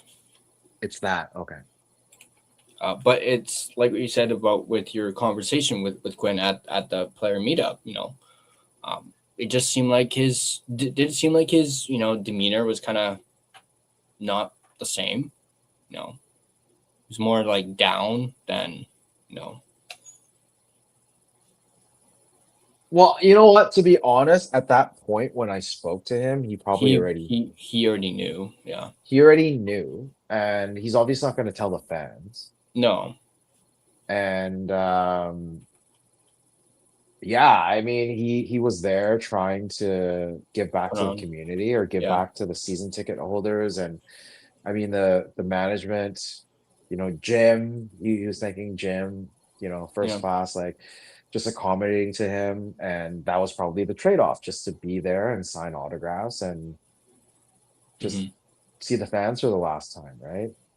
And obviously he's probably asked that question multiple times. I mean, I talked to the person that brought me that was at the line, like the usher or whatever, and I said, have there been uncomfortable questions that have been asked today? And he's like, nope, nothing, not really. And I said to him, I was like, anyone ask him, if he's gonna stay? And he's like, no. So I brought Marcus. He's his parents are season ticket holders, and I brought Marcus with me. And I told Marcus, I think Marcus is like 4, and I said, hey, ask Quinn if he's gonna stay in Vancouver. And then his reaction was, No. I think I asked him. I said, ask Quinn if he's gonna leave Vancouver. And Marcus's reaction was like, no, he's not leaving. No. And I was like, okay. I talked to his mom right after the trade, and like he was pretty sad because it was the first time he met him. He actually has two Quinn Hughes jerseys, and it's super cute because it's like the kids ones. Mhm. We got Quinn to sign the back of one of his jerseys, and yeah, I think like he was really in love with the captain, right? Mhm. So either way, I think he did a lot of good for the city, Yeah. and I don't think he deserves to be villainized, Demonized. and Yeah. or demonized. Well, not demon, not really demon, more like Yeah. villainized. I mean, Bo kind of gets that, but he was a great Yeah. captain. Like he Yeah. loved being here. But I'll tell you that for free, kind of turned a Yeah. lot Yeah. of people. Like it Oh yeah. just, Myself included. I will admit, I kind of right? turned on him, but But now not so Quinn, much. but Quinn didn't do that, right? He didn't. He Yeah. didn't. At least not He yet. didn't say anything, Not that right? I think he will. Oh, come on, man! Like it's been 7 games. If he was gonna say Yeah. something, he's gonna say Yeah. something. It's 7 games. Let's move on. Like he's Mhm. like, I'm focused on Minnesota now. Yeah. I'm not gonna be talking about Vancouver like 10 games after the trade. It's Yeah. pointless, right? So, I mean, there's give and take, uh, with both players. But I think Bo definitely wanted to be here. Like the guy Mhm. cried. Yeah. Could be fake. It When could be yeah. fake, but Well, yeah, he at was least he wanted very to be here. emotional. He was very emotional when he had his return game. Yeah, for sure. I noticed that. Yeah, yeah. You never know. I mean, obviously, it's. I kind of touched on it in the next report on this whole PD Hughes stuff. It's talking about how they drifted apart over the last year, which is fine. Like PD's a married man now. Quinn's not married. Um, Things can change and like that, but I think it was kind of a little overblown, to be honest. The It, whole. it it doesn't it doesn't matter if you're married or not. Mhm. And then also people like I'm not trying to be insensitive in any way, but their incident of the miscarriage happened in July. They only posted it recently. So obviously if the wife is only going to post it after they feel, they've had enough time to grieve, go through and process everything. So there's nothing affecting it, but people are making it sound like or using it as an excuse for him. Happened in July, man. It's December. The New Year's like around the corner. I'm not being insensitive, sorry, because I'm probably the last person to be insensitive. But like, come on, you can't use that excuse, right? It's just, like man up. But the problem is like with Quinn and his dinner, why did he only invite? I mean, obviously Connor Garland is going to be there because Mhm. he's Yeah. Connor Garland's son's godfather. And then you have Besser, Hronik, like they've wanted to play together for the longest time. They had an amazing 23-24 season. Like both of them it was just assist galore for the two of them. So I get that. But Tyler Myers, really? Tyler Myers is also a married man. So what's wrong with that? Like Tyler Myers is what, like dad 2.0 after Tanev? But why wasn't Petey invited? Because they drifted off. Like, I mean, there's obviously there's a lot of tells, but the one that I kind of question is Tyler Myers unfriending or unfollowing Demko. That was Yep. super weird. His own Did you see teammate. that one? His own Yeah, teammate. man. Yep. So on Instagram, if you look at it, after the dinner, he unfollowed Demko.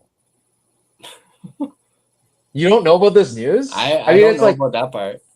it's super petty shit, but there's a actual X account that follows every player in the NHL. And whenever there's an unfollow or whatever, or like of some sort, they'll get notifications and they'll uh tweet it or post out. And it was right after the dinner that Tyler Myers unfollowed Thatcher Demko. And then at the next game, it was another PR thing. Every moment that they got between the two of them, walking into the arena, they had pictures, videos. At the end of the game, because they won the game, it was Tyler Myers hugging Demko. Like, yeah, it was a lot. Seriously. Yeah. I mean, I think I didn't see that particular one, but I pretty sure I saw something about like Demko on following Hughes or something like that. Because I know right after the whole dinner stuff came out, Demko talked about like the trade and something about like I I don't have the exact quote, but something about like staying, wanting to be here, and he kind of, and some people saw it as him like taking a shot at Quinn, basically saying, I want to be here, I don't want to go anywhere else.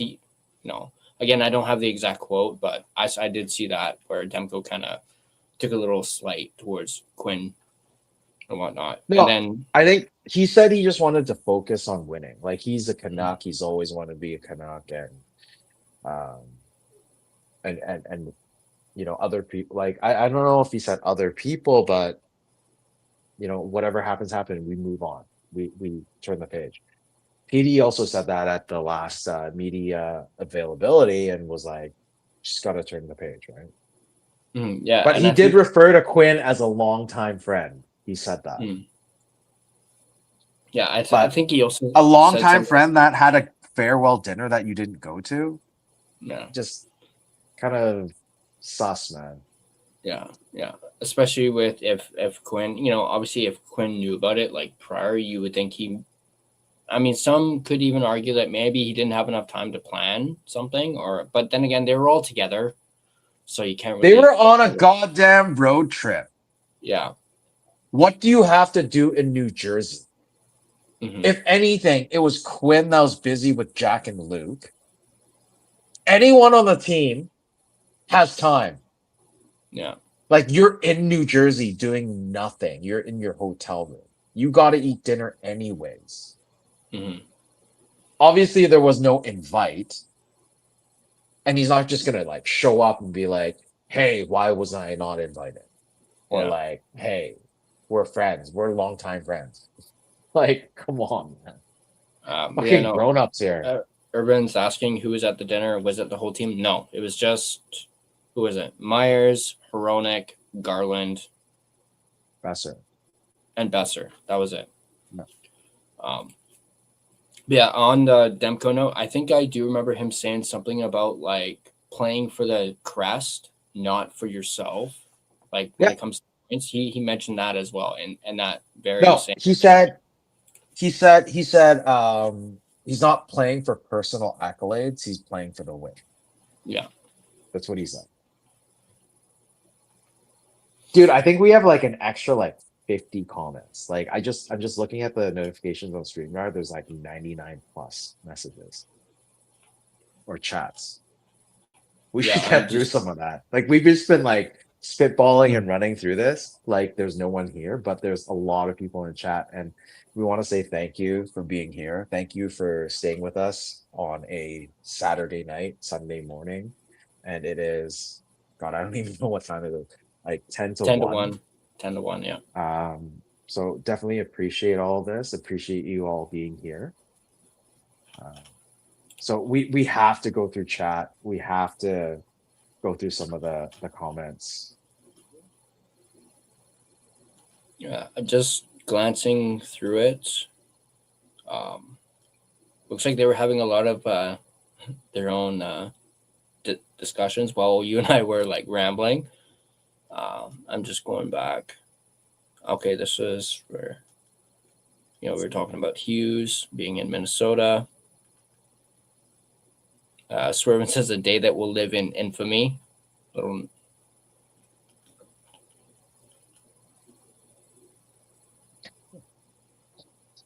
Do the Duolingo one about Marcus Pettersson signing. let's see. And also Justin saying Hughes in the state of hockey versus Hughes in the state of futility. Night and day. Love it. Seriously. Yeah, there's one from Duo. I think Marcus Pettersson signing trade is why I'm so annoyed about Swedes. It just reminds me of another OEL situation. Oof. Yikes. Bro. No, thank you. No. Wait. I have to say something. Okay, even though Marcus Pettersson is not playing as well this year. I mean, he played okay tonight, I would say, with exception of that penalty afterwards, the slashing. I think he's kind of getting back up there. But the $5.5 million, bro, that is like a very good contract. Even the way he's playing right now, that is a very good contract. So it's definitely not an OEL. Like if an OEL contract is 11.6, that is the new 6 million, 6 for 6. But this is, what is it? Is it 8 or 7? I can't even remember, but it's 11.6 times 8. It's even worse, man. If he continues this trajectory, like it's just ridiculous. Comment from Hangia. Did you guys see the fan who wore the Hughes jersey, crossed out the number 4 and wrote BX on it? I love that. I didn't see that. I'll have to look Hilarious. Back at that. BX was like, who was it? Because apparently it was one of his friends that took that picture. Oh. And I loved it. I mean, hey, you have a Hughes jersey hanging there. Maybe you could do that. Just tape over the 4. Yeah. This is a good one from Connor. It says a lot about how the relationship between the team, fan base, and highest scoring defenseman just collapsed. Yeah. I mean, I think a lot of them have said winning solves a lot of problems, and they were definitely not winning. And especially like tonight, like look at it. We've lost. I hate associating that I'm part of the Canucks, but the Canucks have lost 9 straight at home. They're 4-10. 4-11-1. Yeah. Oh, sorry, 4-11-1 after tonight. Like, what more, man? Like, you can't even win in front of your home fans, but you can win on the road. You won 4 in a row. You went 4-1 on the last road trip, but you can't win in front of your fans. What is the point of fans showing up? Well, I mean, like the next home game is against Flyers, and we know why Tyler's going. But like, is that the same reason for everyone else, just to go see the other team? Like, win some goddamn games, man. Like, you're gonna lose a lot of season ticket holders. It's ridiculous.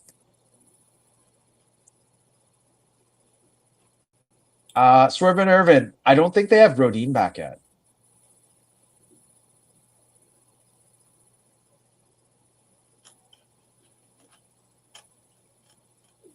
Where is it? Oh my God, Duolingo. There's one he was just saying, if we trade a first or second for Kyrou, I'll stop watching this year. Yeah, I think I saw that one. Where did I go? That one's kind of crazy. Connor actually has a question. When Green was coach, did he ever have the team in 32nd place in the league? No, he did not. I'm pretty sure he did not.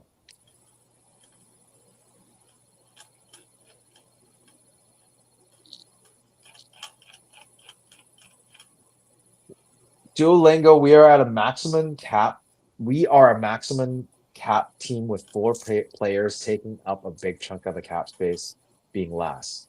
We are not the Sharks or Ducks when they were rebuilding. We are not in good shape. We need to clear house. Yeah.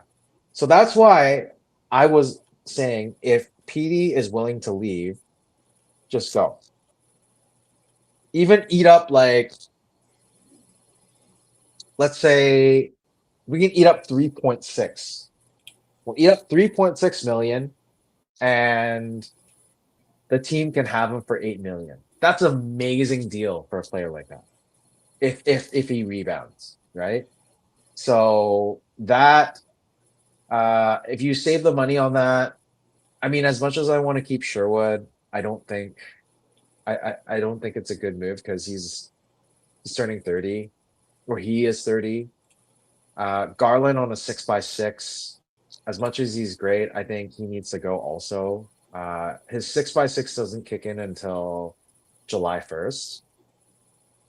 And he'll be 30 by then.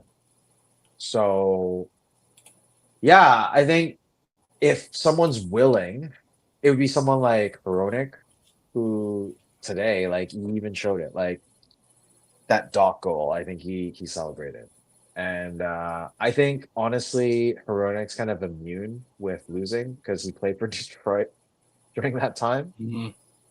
and he's a good one to mentor all the new D-men. I think Myers would be someone that's good to mentor also, even though he plays like a draft. He's been doing a lot of he's been taking a lot of cross-checking penalties, which is odd. But yeah, I think he would be a great mentor for some of the, like, especially for Z. And Besser is another one. Not playing great right now, but I think he wants to be a Canuck. Maybe it's because his girlfriend, or maybe it's just that emotional kind of connection with Vancouver. But yeah, you keep Besser, and then the rest, if you can get pieces, picks, go for it. And I think a lot of you want Marcus Pettersson to go, right? Because we have all these new kids Yeah. coming up anyways. So yeah. Yeah, it kind of makes you question the extension now. Now that with all these young kids, I did want to bring Yeah. this up because it's a question that Duo's asking the both of us, and it's this one. What's a realistic return for PD with retained salary? I think we did talk about that earlier. We did. Yeah, we did. Right. So what I was saying was, if you retain salary, like, say let's retain 3.6. It's kind of like the Luongo recapture amount. Mm-hmm. I think it's doable, but the problem is with OEL, I think right now it's at like 4.7. That's already enough for almost a Marcus Pettersson. So with the 3.6 and 7 more years, that's going to be really rough.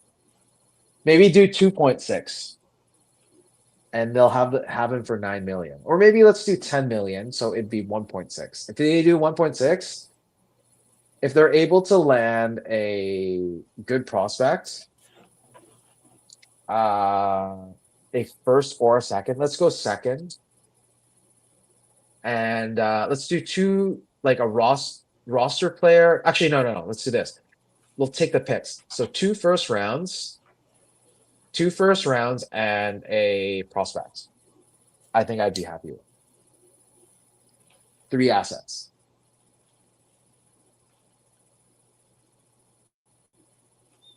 Okay, just looking at some more. I want to quickly get this one because Urban's asking the question. I want to quickly get to it. Crap. How much did you guys barf in your mouth when Albion said retool with a hybrid form? A lot. Not only did I barf in my mouth, but I was, yeah. I didn't barf. Lost it. I didn't barf in my mouth, but it's just. Yeah. Come on, man! Like, at that point, they didn't lose their game. They were on a 4-game winning streak, and they weren't even down by that much. I think it was like 1-0 at that point, or the game was tied. think the game was tied when he was asked during the intermission. It just doesn't give me the confidence that this management team is on the full rebuild. And it just makes me think that whatever statement that came out with Jim Rutherford was a PR stunt. Mhm. And then Patrick comes out and says this retool hybrid. With the hybrid retool, form, yeah. Like God, I can't even remember what I was watching. Oh, I think it was Donnie and Dolly, Yeah. and it was God, I forgot his name, but I think he does like Calgary games and stuff. And he's like, "What is this like? Are you trying to make a salad? Like you're just making up all these words and just like feeding us bullshit. Like it's retool now, and then it was a rebuild. Now it's like a retool on a hybrid mode. Like what the fuck, man? Like what Yeah. else are you gonna say? Yeah, Like it's just Donnie a load of Donnie went garbage. nuts on that. He was like, it's I think I actually reposted it on Twitter, that conversation between Donnie and Dolly, and they even had like Ryan Henderson, who's their producer, jump in, and Donnie basically said, it's mushy middle bullshit. Mushies. Yeah. Basically, is what it is. Um, I want to highlight this from Connor. Here, see if I can do it. Is it gonna pop up? All right, come on. Before you pop, okay. Referring to Alvin in this. Yeah. It's Irvin says Finn for head coach. I don't even know how to say this, but like his name is it Hangia? Like he was I think he's talking about Quinn Hughes. He's kind of Canadian though. He has dual citizenship, was raised in Toronto. Yeah, because of his father and whatnot. But he chose to play for US. So yeah, because he chose to rep the USA. That's why I was making the joke about he's not Canadian. It doesn't mean that like, yeah, he grew up in Canada. He grew up in Toronto. I understand that. Chris Swabel says, I think the Canucks should honestly make amends with Trevor Linden because he was right. Oh, he was always right. Yeah. I still think that's a major fuck up by the Canucks. Basically, No. You've basically alienated a freaking icon in Trevor Linden, who now wants absolutely nothing to do with this team. Okay. Okay. I love Trevor Linden. Been always a fan, especially like, everyone knows that like I adored Pavel Bure when he was here.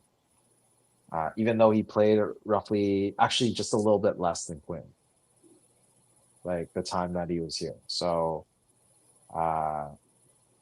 with that said, actually two things. With that said, I think Quinn Hughes should get his jersey retired here because if Pavel got it, he should get it. Secondly, with Trevor Linden, I think he put it on himself.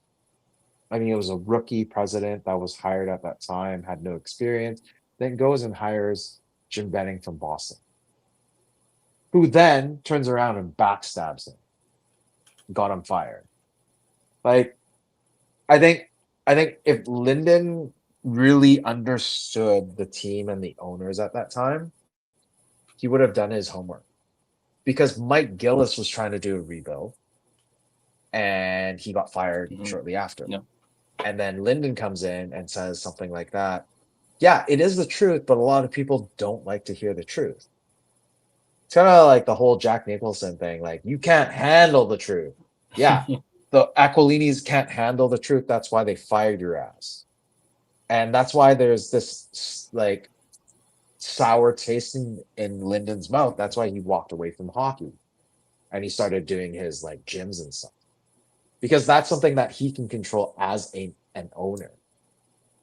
And yeah, I don't think Linden would ever come back in any capacity for the team. I mean, he's come back for the alumni game, but aside that's from about that, it. yeah, I think that's the only way So you would see Trevor Linden back again is if they had some sort of alumni thing, exactly. I or mean, he's or if it was sorry. You're, something to do with this someone who played with them. If they were yeah, like doing like a Ring of Honor thing, he would probably come back for that, and that's about it. yeah. But to work for the Canucks, I don't think so because I think No, he hates that. He hates Aquaman. yeah. I mean, he's not Kirk McLean, man. Kirk McLean seems like he's employed by the Canucks Oh, yeah, and definitely. gets like a long-term salary. Like Lyndon's not. Like he's just doing it like voluntarily. He's asked and he's like, fine, I'll do it. But yeah, anyways. Harry has a Next. question. He asks, "Hi Tyler and Gerald, do you think there will be another trade happening this week or next week?" I could see it happening within the next week, for sure. I mean, I believe the freeze ends today. Today is the last day of the roster freeze. Yeah. So I could No, it see. opens back up. It opens back up. Like the rosters are unfrozen now. Okay, so I could see it But it happening in the next week. yeah, but it's gonna close up again in January really soon. So Hmm. So there's not a very because big window. just before the Olympics, so they have roughly just shy of a month Hmm. or roughly about a month. Hmm. And yeah, I think most likely Sherwood's gonna get dealt. I mean, looking at him at the like during the game today, just his reactions and I mean the last couple of games, just seeing him on the bench and the camera panning to him, dude, the guy's checked out. Like he's not really checked out, he's just really pissed off. He's Hmm. pissed off at how the team is playing. The guy is kind of like another Quinn. He's playing to win. And heart and soul, like Garland, like he just gives it his all. I was giving him a little crap earlier during I don't know mid season. Well, I don't know. It's mid season now, but like during like the 20-ish goal mark or 20-ish game mark, he was trying way too hard to score goals and trying to take Hmm. goals away from players that actually scored the goal. Like pretending that he tipped it in when someone actually got the goal and didn't touch it. I ranted about that on one of the streams. But right now, I think he's done. I think he just wants to start winning, and they should definitely accommodate to that and trade him away. But with that said, I really want them to get rid of King, especially after that goddamn penalty that you and I were talking about earlier. Hmm. Like, come on, Yeah. man. Like, can't do this shit. Yeah, Hanji also says Linden might be there when they name the next captain. That's another part that he could be a part of Oh potentially. yeah. I do want to highlight this from Hangia, just because I'm Uh, pretty passionate about this. Um, in particular, I think that's why, and he's referring to, I guess, Linden, I believe, why they never retired Luongo number one is because Kirk is so dedicated to the organization. And as much as I love Kirk McLean, I think this is bullshit. I think Lou should have his number retired. And I don't see why there can't be an issue or a scenario where you can't have multiple of the same jersey retired or in the rafters. Like you should be able to do that. I don't see that as an issue at all. dude, it's weird, man. Like you can't just have like a number one McLean and a number one Luongo hanging in the rafters. I personally don't see an issue with that. Like it wouldn't bother me, but No, it looks weird because like if you retired a number, then that means it can't be used. So mhm. if they were to retire Kirk McLean, if they thought about it, they should have done it before Luongo came. Yeah. Come on, man. Like the guy, like by the time Luongo came, it was like 2005, 2006, around that time, or maybe even 2007. I can't remember. Yeah, 2006. And if that was the case, Luongo wouldn't use number one because McLean would have been retired. So obviously they didn't think about retiring him. Yeah. So if that's the case, why not retire Luongo? Because he's the last player that used number one. Not to mention he's, The when it most comes wins, to most wins in Canucks stats. history, he's got like all these stats being a Canuck. I think he takes, as much as I love Kirk, and how iconic Kirk is, I think he takes precedent over Kirk. So retire his fucking number. That's true. I mean, they had a goddamn bobblehead for Luongo. Yeah, they had like a ring. They inducted him into the Ring of Honor, and I think that wasn't good enough. I think he should still, and I will be on this till the day I die. Think he should still have his number retired, and no one's going to be able to change my mind on that. I think the Aquilinis just don't want to pay for another banner. Yeah, I wouldn't be surprised about that. I mean, look at the rings. Like they're not. There's still no Calder Cup rings right now. So you know, they did it to the last moment possible before giving them the rings. You heard about that rumor from, I think it was Russell, that said they didn't want the. I mean, if he had a choice, he wouldn't want the Canucks to win the cup in 2011 because he didn't want to pay for the rings. Do you hear about that story? Yeah, I heard about that. Yeah. So, anyways, it's the Aquilinis really got to go, man. Like it feels like I had a conversation earlier on a group chat with Irvin, and he's like, yeah, compared to other team owners, the Aquilinis are actually not that big. Mm-hmm. That's why they're like penny pinchers. Like I brought it up to him, I was like, yeah, he's a penny pincher because, you know, he's not willing to pay for this or that. Like we're the only team in the NHL that doesn't have a practice facility. Like how fucked is that? Mm-hmm. And Swervin's comparison, I think, was, you know what? If your house costs $1 million, would you be still considered a millionaire? Just because your house is worth $1 million, but you're cash poor because it's an asset. Does that make you a millionaire? No, I don't think so. Right. So, like you have to live there. It's not like you can just sell it and have somewhere else to live, right? So the Aquilinis in a way is like that, and oh my God, there's so many stories that I want to share, but I can't do it like publicly here about the Aquilini group. And I don't want to get banned by the Canucks if they watch this. So we'll just let it be. But it's just like, if they're actually watching, please come on, man. Just get the players a practice facility. We're not even like caring anymore. And secondly, like let the management actually no. Listen to fans. We need a rebuild. We need it to be done correctly. If it's done correctly, it could even happen within 2-3 years. Mm-hmm. I, for one, if you actually do the rebuild, I am a season ticket member for, I don't know, since like the 2010-ish eras. Like, yeah. I will keep renewing my season ticket membership if you rebuild. And I'll convince everyone else to do it. I had a friend from high school that has been a season ticket member since the early 2000s. And when I saw him at the meet and greet this year, I asked him, I said, hey, you going to renew next year? He's like, I don't know, man. Like I've been a season ticket holder for almost 25 years, but this year is the year I might just consider not renewing because of the mess. And at that time, that was a Tuesday, December 9th. 2 days before Quinn played his last game. And he said, yeah, I don't know if I want to renew. And I was like, it's like almost 25 years, man. Like, you're just going to lose your seniority. He's like, I don't care.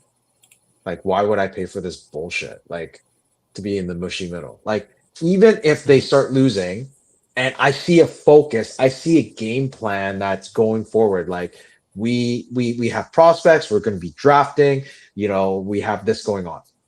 Great. Okay. How long's the rebuild? 2-3 years? 4-5 years? Fine, I can deal with it. Anything over 6? No. And then at that time, he'll probably consider like, canceling it. But at least give us a direction, right? Stop like toying with our emotions, telling us it's a rebuild, and then all of a sudden we're gonna retool on a hybrid or a hybrid retool. with a Like hybrid form. Yeah. like what the fuck does that mean? Seriously. Yeah. Like it's not a fucking electric car where you could fucking hybrid like plug in electricity and also fucking like gas up your car. Like what are you gonna do? Like with that analogy, you're gonna electrify your car and plug in gas. So you're gonna lose and win at the same time, or you're trying to make the playoffs but trying to rebuild at the same time. So that's hybriding. Like fuck you. Like seriously, I'm sorry to be cursing. This is the line change after dark. But seriously, we're fucking pissed off as Canucks fans. Like we're passionate Canucks fans. We're like Demko. Like we're here. We're here. And just because of the geographical area. Actually, you know what? It wasn't even because of geographical area. I was a Canucks fan when I lived in Winnipeg. And I'm sorry, maybe I started becoming a Canucks fan as a bandwagoner because of the 93-94 run. And then I moved to Vancouver and stayed a Canucks fan until now. So I'm not a newbie fan. We're here for the long run, even though you break our hearts every year in and year out. We're still here. Just do the right thing this year, please. Like either win all the games and make it to the playoffs, or just lose everything and do a correct rebuild.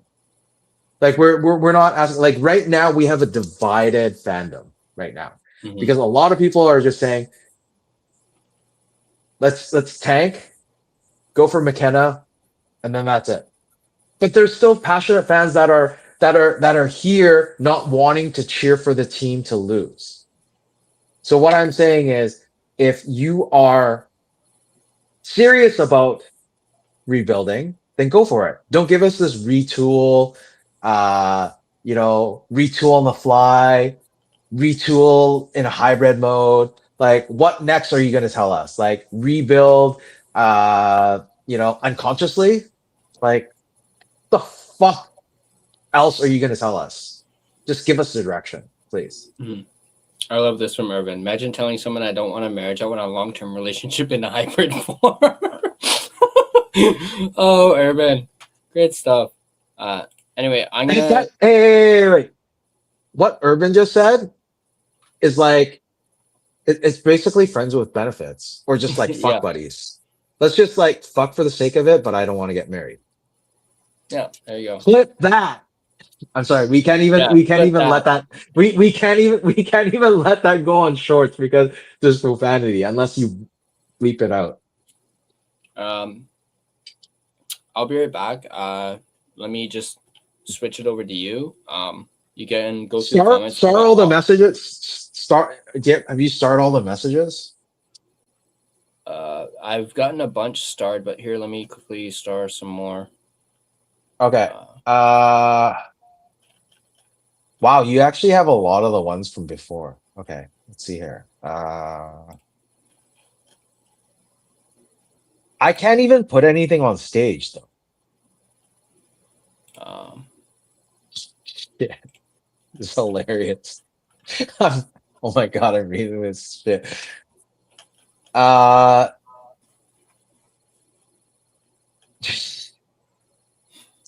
call up SGA. I saw that one. Anyway, I'll be right back. Okay, Justin Incredible was saying this was about 25 minutes ago. Heard there were empty seats tonight. Guess it was a hybrid sellout. Yeah. I was lucky enough to get rid of my tickets at a bargain tonight. And I actually wanted to go and see Celebrini, but I'd rather spend more time with family. Family is more important than an actual Canucks game. So yeah, rather lose a bit of money and see Celebrini than at least I got to spend time with family. So um Duolingo, why are we in the talks for Kairu when we are in a hybrid retool? Because the hybrid retool means they're trying to make the playoffs. And what you're saying is it honestly makes zero sense. Yeah, I agree. Hearing about that just upsets me. What are we trying to do again? They're just trying to have these stopgaps. They're trying to use signings, trades to pretty much win right now when they shouldn't be, and screw up the whole rebuild. Let's see here. What else is there?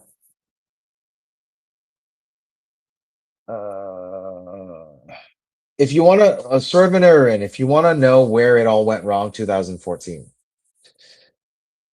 Yeah, pretty much. So that's when I guess Linden and then Jim Benning came in. Mike Gillis was fired. Yeah.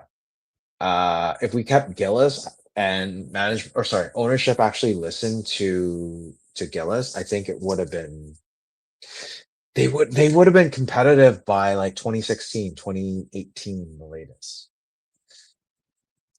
Harry, are you confident with the Canucks draft odds for 26 on getting top three, or do you think our odds will drop? I think we're going to be dropping because the way we're playing. I mean, if my hunch is correct and PD stays, then the tank is on. It's fully on. But if we get Bluger back, Hedel back, I think especially Hedel, if we get them back, then they're gonna play themselves to a mushy middle and miss the playoffs by like 3 points. What is it? Cap that?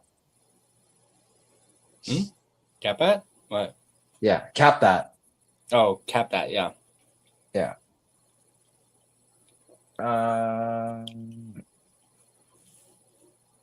Hangia, I think that's why they never retired Longos, because Kirk is dedicated to the organization. Yeah, still, dedication doesn't mean, I mean, as much as, I respect Captain Kirk, it's just he didn't do enough. He did the 2 years and then he went to Florida, I believe.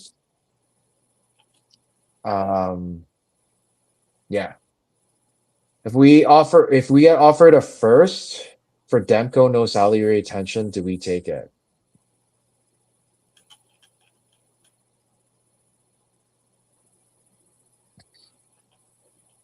I mean, realistically, I would say yes. This is from Duolingo, by the way. But if Demko heats up and he doesn't get injured again, then a first is not enough. Like, Demko is another great goalie, but he just has injury problems. But that also spawns to, our medical staff, which I don't really trust. And it also goes to say we don't have a goddamn practice facility. And that also needs to be taken into account for. So if Canucks got offered a first for Demko, no salary retained, do you trade him just before his contract kicks in? For the look of it, I would say no, because you just extended this guy, and at the same time, you're trading him just before his contract kicks in. It sends a statement to the rest of the NHL that, you know what, doesn't matter if you do an extension, there's still a risk of us trading you away. Like, even though you earn the extension and you earn that no trade clause, Like it looks really bad on management. So yeah, I don't know if you take the first. I mean, unless there's like a clear communication, there's clear communication with Demko that, you know what, our plan, if they actually have a plan, is this for the next 2 years, 3 years, 4 years, 5 years.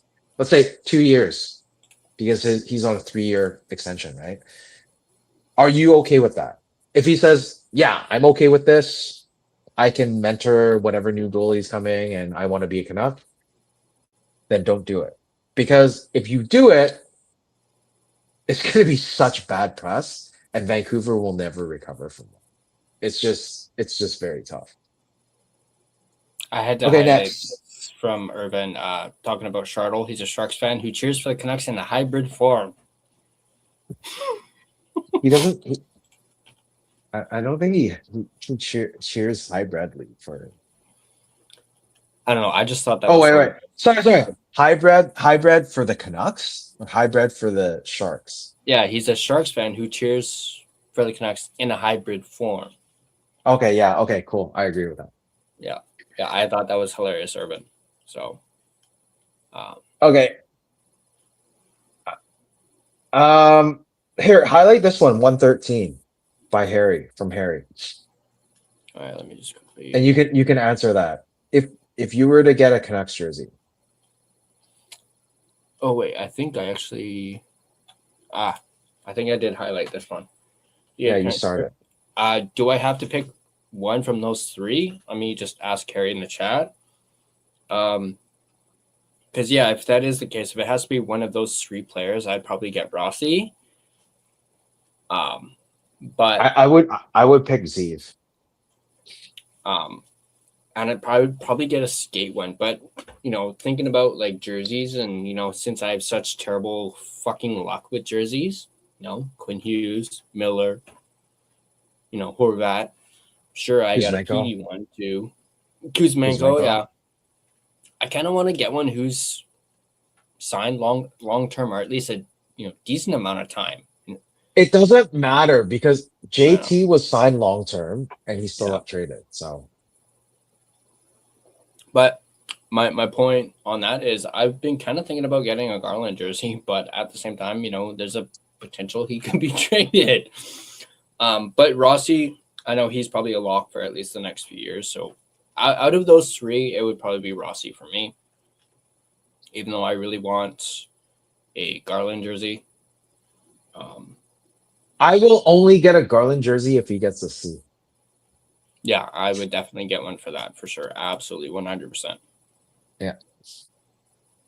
I mean that question. I think for me it would be whoever gets the next C, I'll get that jersey. Yeah. But yeah, definitely out of those three, Marco Rossi for sure. I also kind of like that he's, number 93 now. Although it's a little odd seeing him with number 93, considering he's had 23 for so long. And who knows, maybe they'll change their numbers like next season. Who knows? You never know. Yeah. It's kind of like my buddy, William. He got a Hoglander jersey when he was 36. And I think it was a reverse retro, and then he changed it to 21. Yeah. And I laugh at him because he's like, fuck, I can't wear that jersey. I'm like, why not, man? Like, you're the OG supporter of Hoglander when he had 36. Like, you should be proud to wear that. But it just looks weird. Like, people will be like, why is it 36 and not 21? It's just super odd. Then you can give them a history lesson, right? Mm-hmm. Yeah. Kuzi jerseys are so sick. Yeah. That's still my favorite jersey. The skate. Give me a second. I'm gonna go find it.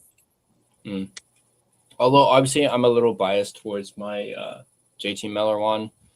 I mean, it is signed after all. So, but when it comes to no signature jerseys, which I only have the one, it's definitely my Kuzi skate jersey for sure.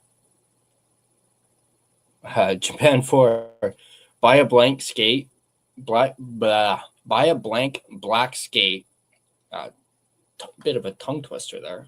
Buy a blank. Yeah, try and say that 20 times fast or 10 times fast. Buy a blank black skate and wait for Coots or McKenna. Yeah. I mean, actually, that's actually a really good idea. I wouldn't mind getting a Coots jersey. Although you might have to worry about him potentially maybe changing his number. Who knows?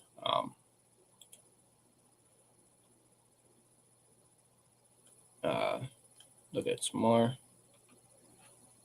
Hangia says, I wonder if Coots will take number 8 if they trade Garland. Maybe. Yeah, I could maybe see that.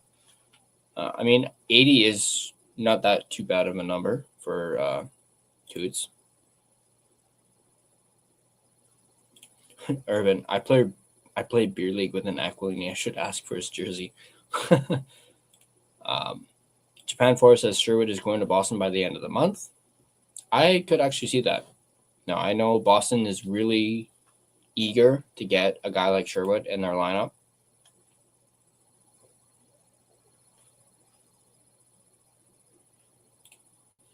I hope they trade Ogren so I can get my name on that 92 jersey.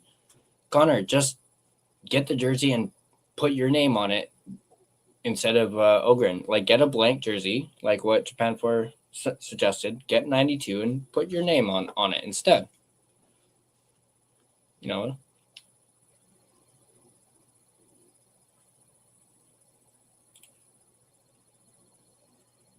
So whatever. Okay. It's actually Francesco's nephew.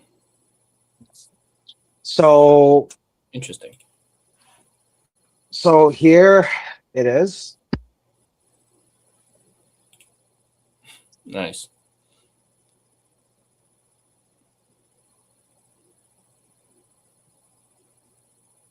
Oh, nice. Okay, so you saw that. And now it's to see actual jersey. And a side. That's why that's the authenticity, right? And if you look further down, there's the actual sticker, yeah. So yeah, that kind of sucks because yeah, man, like he left. And it's not like he's burring, right? No. So yeah. Oh man. So if anyone actually wants to buy it, let me know. It's yeah, there's papers, there's the laser the laser sticker and all that. So let me know. Maybe Kuzi comes back after his next yeah, but the thing is I don't want to hear Irvin talking about the ex-wife again. Clip that. Actually, funny enough, Irvin just said, remember when Kuzi was a hot free agent? We didn't know if we'd get him. Yeah, I remember that. Remember when he went to Edmonton and he ate at like Cactus Club? Mm-hmm. And then he came to Vancouver and he was eating at was it Blue Water? And that was the difference. Imagine if Kuzi went to Edmonton. That'd be pretty sick. But you know what? They still only have Skinner. Mm-hmm. And right now they have Jari and it's still kind of messed up. Hey, that rumor, we should talk about that. About Marc-Andre Flower going to Edmonton. Bro, if Edmonton could entice him to come out of retirement and play for that, you know, the betting odds would be huge on Edmonton. Like it dropped drastically.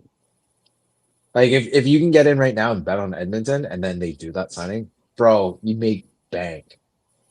Definitely make bank. At least Western Conference. This question from Harry. I'll wait until Bedard or Celebrini plays for the Canucks to get either or Canucks jerseys then. I do. Because I don't know if you saw this, but there was, I think, a video out there. I think when it comes to Bedard. Bedard, about Bedard, some kids asking him, "Hey, when are you going to play for the Canucks?" And he's like, "No."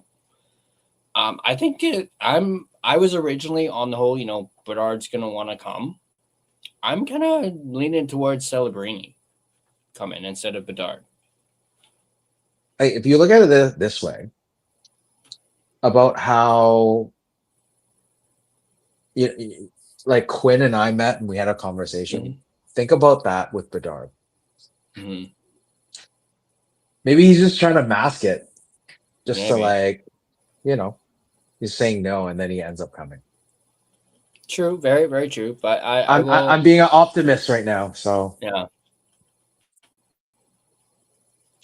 Urban says Edmonton was Joey's, not Cactus. okay. Apparently. Sorry, Joey's same shit, same tier. I'm so sorry, Irvin, because you work for Cactus. I mean no offense in any way, but it's just like the level wise, like Blue Water and Cactus or Blue Water and Joey's is, it's pricing wise, it's like,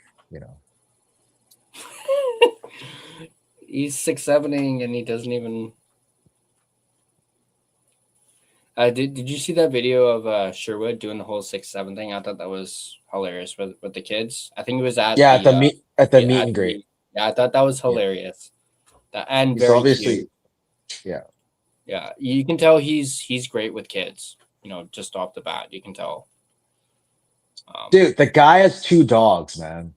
Like any person that has dogs like that, it's quite rare that they don't deal with kids well.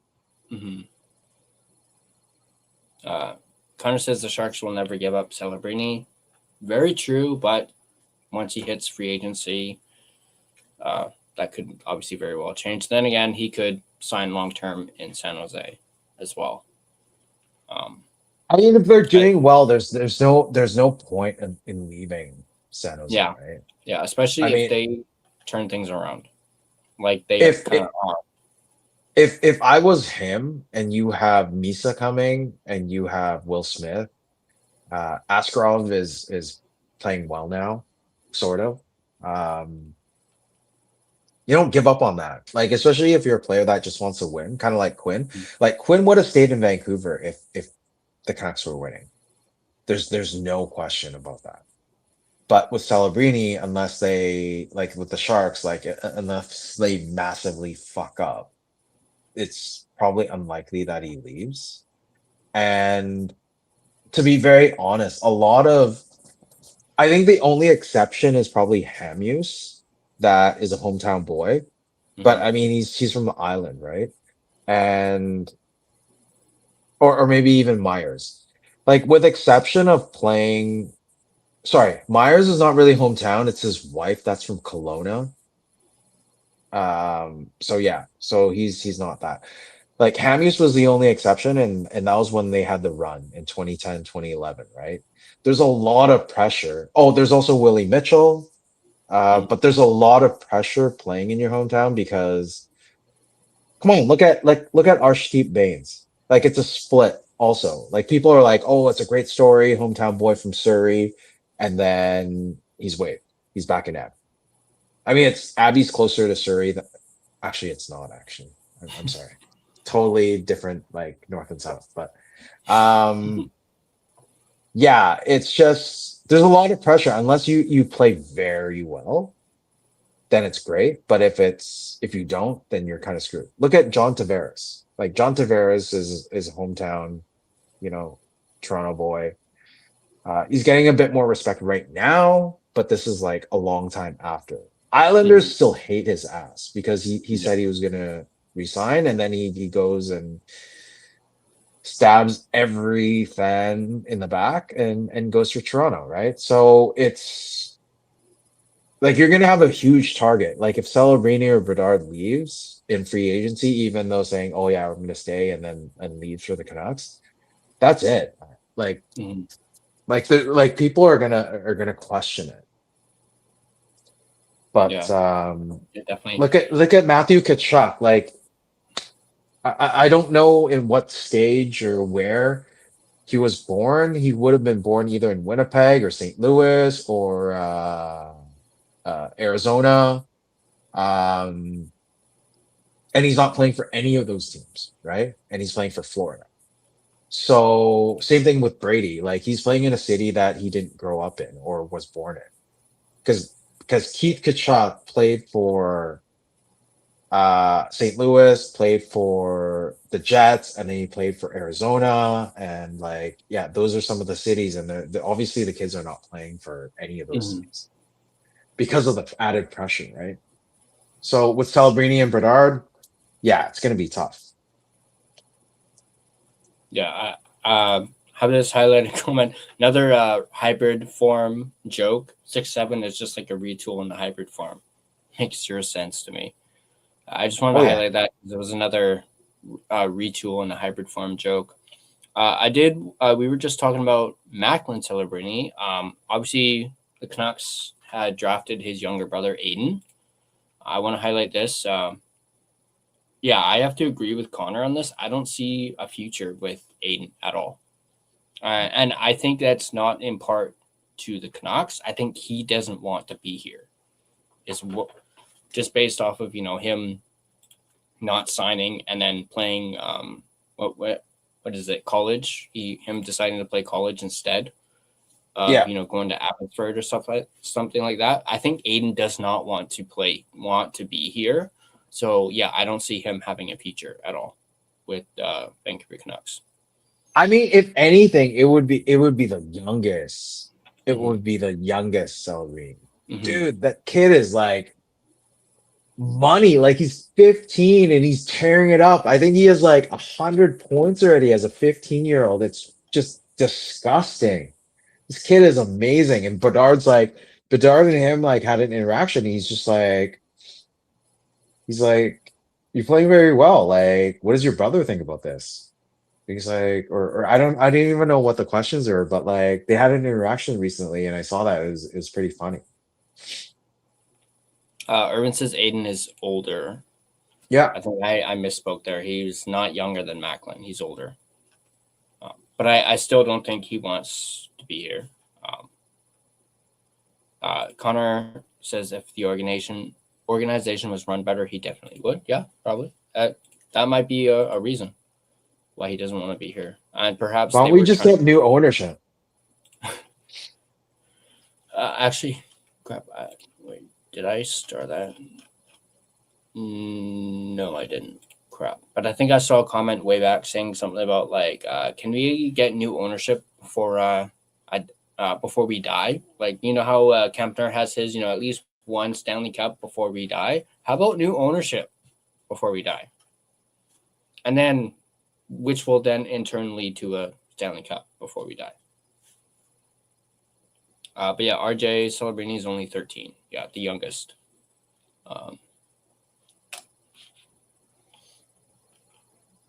Here's a good one from Duo. Question. We'll go. What do you want to do? Like 10 more minutes, and then we'll call it. We're already at over 2.5 hours. Please. Duo says, "What was the worst Canucks draft fail in recent years? Levy instead of Matthew. Anything worse? I mean, you can't. So what is that? You can't do that because. Well, I mean, in a way, if they tanked, they could have got Matthews. If they didn't tank, there's no way they would have gotten Matthews.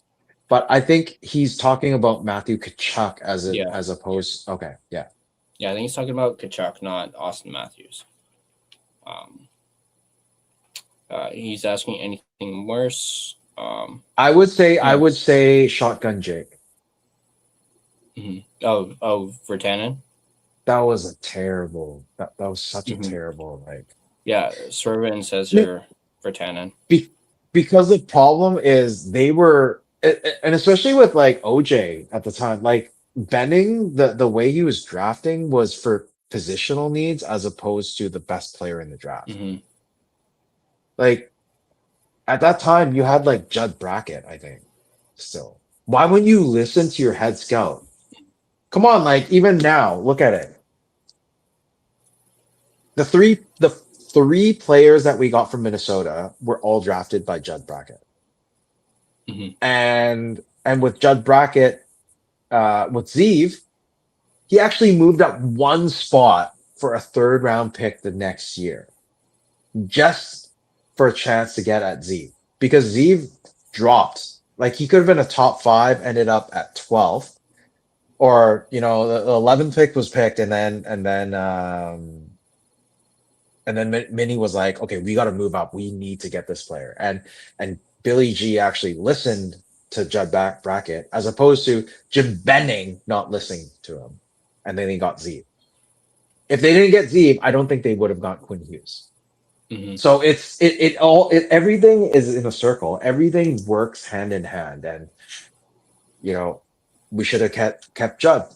And imagine if we had Judd and didn't pick Virtanen, didn't pick OJ, we'd also be in a different spot. Even if we drafted Matthew Tkachuk, you would have gotten a haul for that. So definitely would be in a different position right now. So what Servant Irvin said was 2014 changed everything, is because we have a fucking bonehead like Jim Benning. Hmm. And it's at partial fault because of Trevor Linden. Because Trevor Linden hired Benning. Could have hired anyone else, but you hired Benning, got your ass fired, yourself fired, and then you just screwed the Canucks for a decade, 9 years. Mhm. And yeah, like what you mentioned, Swervin saying Mini paid a 3rd round pick to Philly to move up and get William.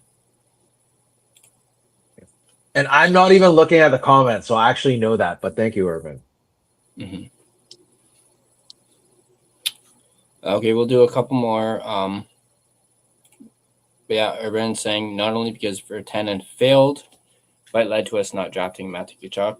Yeah, I mean there's others that we could have drafted too, like Pasternak. We could have drafted him. I think that was that same draft actually as Virtanen. We could have picked Pasternak. So I think Pasternak got drafted after. No, Virtanen? Pasternak was part of the OJ. Was part of the OJ year.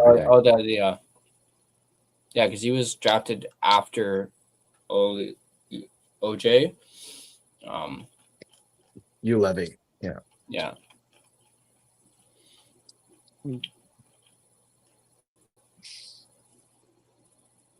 I think this is talking about RJ Celebrini.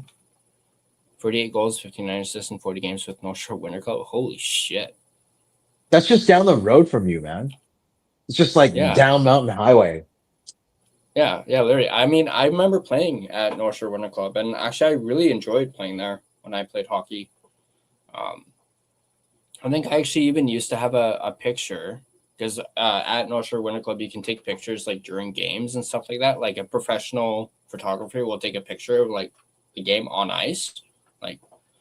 And there's I don't know what happened to it. It's probably somewhere in storage or something like that. But I remember getting a picture of when I was playing goalie of me like making like mid save, and it was so cool. And it has like the little North Shore Winter Club logo, and there's a frame. But yeah, that's one thing I loved about the Winter Club, playing down there. Hey, do you know who else played? Like that was an NHL player for the North Shore Winter Club. Can you name some players? Bedard? No. Macklin? I would assume if RJ plays down there. I don't know. We'll have to ask Swervin. Swervin probably knows. But 2 players. One I actually met. It's the Korea boys. Oh. Paul and Steve. I've met Steve a couple of times. Steve actually lives in Vancouver, but he scouts for the Islanders. Mm-hmm. Yeah, he lives near Granville Island somewhere. Like Fairview area. Yeah, I shouldn't have said that. Shit, I shouldn't have said that. Fuck. I completely forgot about the Korea boys. Yeah. That's a good one. Yeah, like I said, I absolutely loved playing at the Winter Club, even though I was, on the West Van team. And there was obviously a big rivalry between North Van and West Van when it came to minor hockey. I mean, I'll Why were never, you playing for West Van? well, because I was living in West Van at the time. Oh, okay. So, nothing against North Vancouver or anything like that. I was just living in West Vancouver at the time, and that's the team that I played for. And we were the West Van Thunder. So I don't know what if made that's, you move to North Van then? I think it was probably my dad, Okay. but And that's yeah, why no, you have shitty internet now. yeah, because I live on the side of a mountain, as like I mentioned before. Dude, Connor was busted on your ass Oh on yeah. Russell's stream. Like so What bad. He's tonight? like, what happened? Yeah, what happened to Tyler? Like Oh, Servin was asking, he's like, oh, he tried to come on the stream or watch the stream, and he's like, what happened to Tyler? And then Connor goes, yeah, he's at the side of a mountain, so he has no Wi-Fi. uh, I'm not sure if the West Van team is still called the Thunder or not, but that's what it was called back when my days of playing. Although I think one of the seasons we played, the name, like, yes, the generalized name was West Van Thunder, but we actually had an actual team name, and I think it was Icebreakers at one point. And it was That just sounds familiar.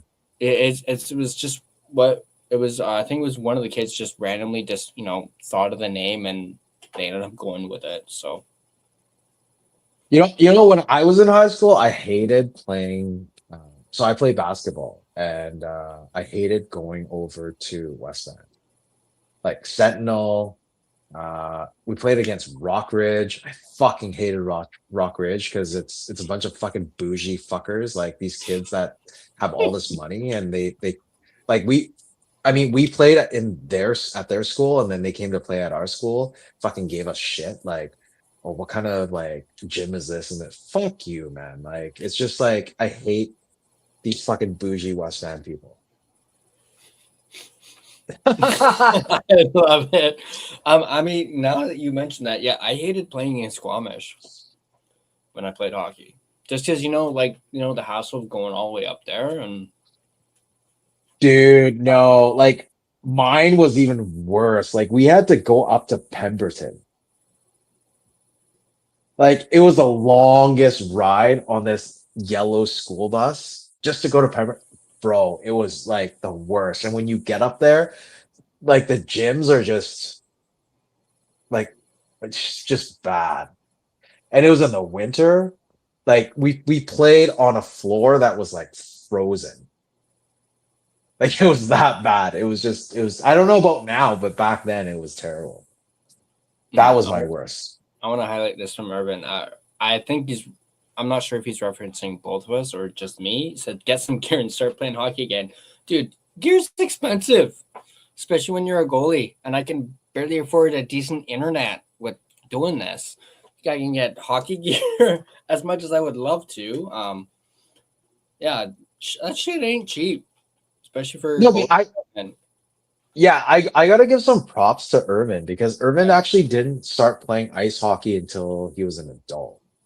So like it's not like he played as a kid. He started I think it was because of the Canucks like cup run.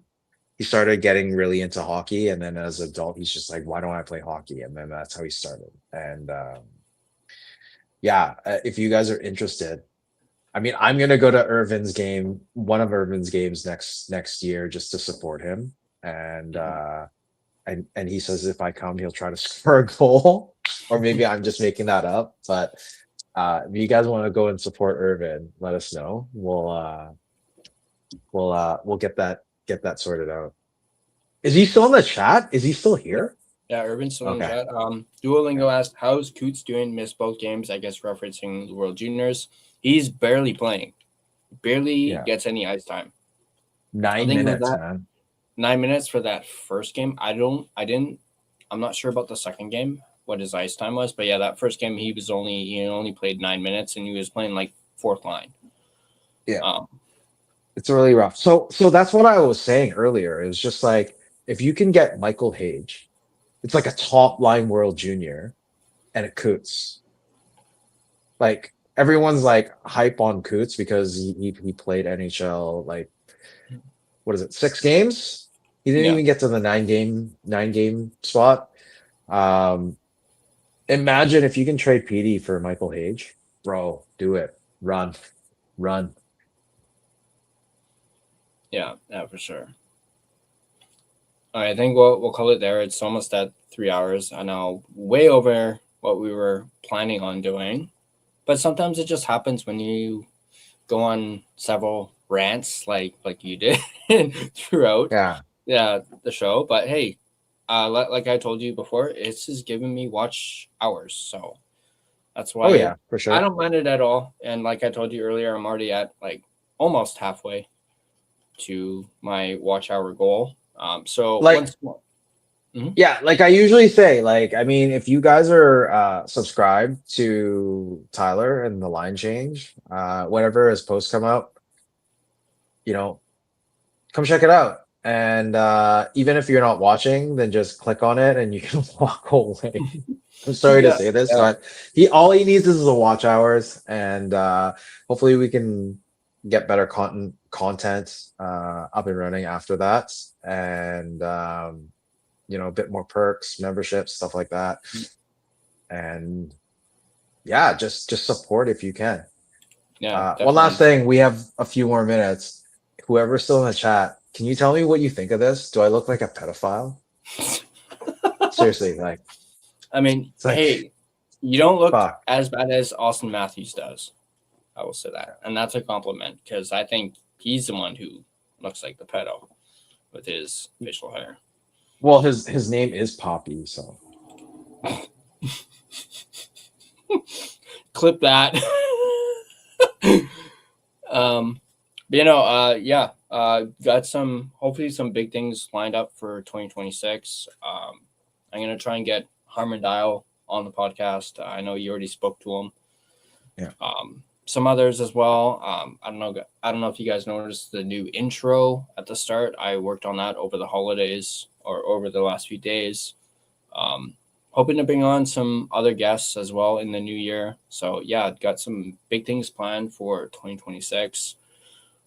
All permitting my internet, keeps up or is able to handle it. But yeah, lots of stuff going into the new year for sure.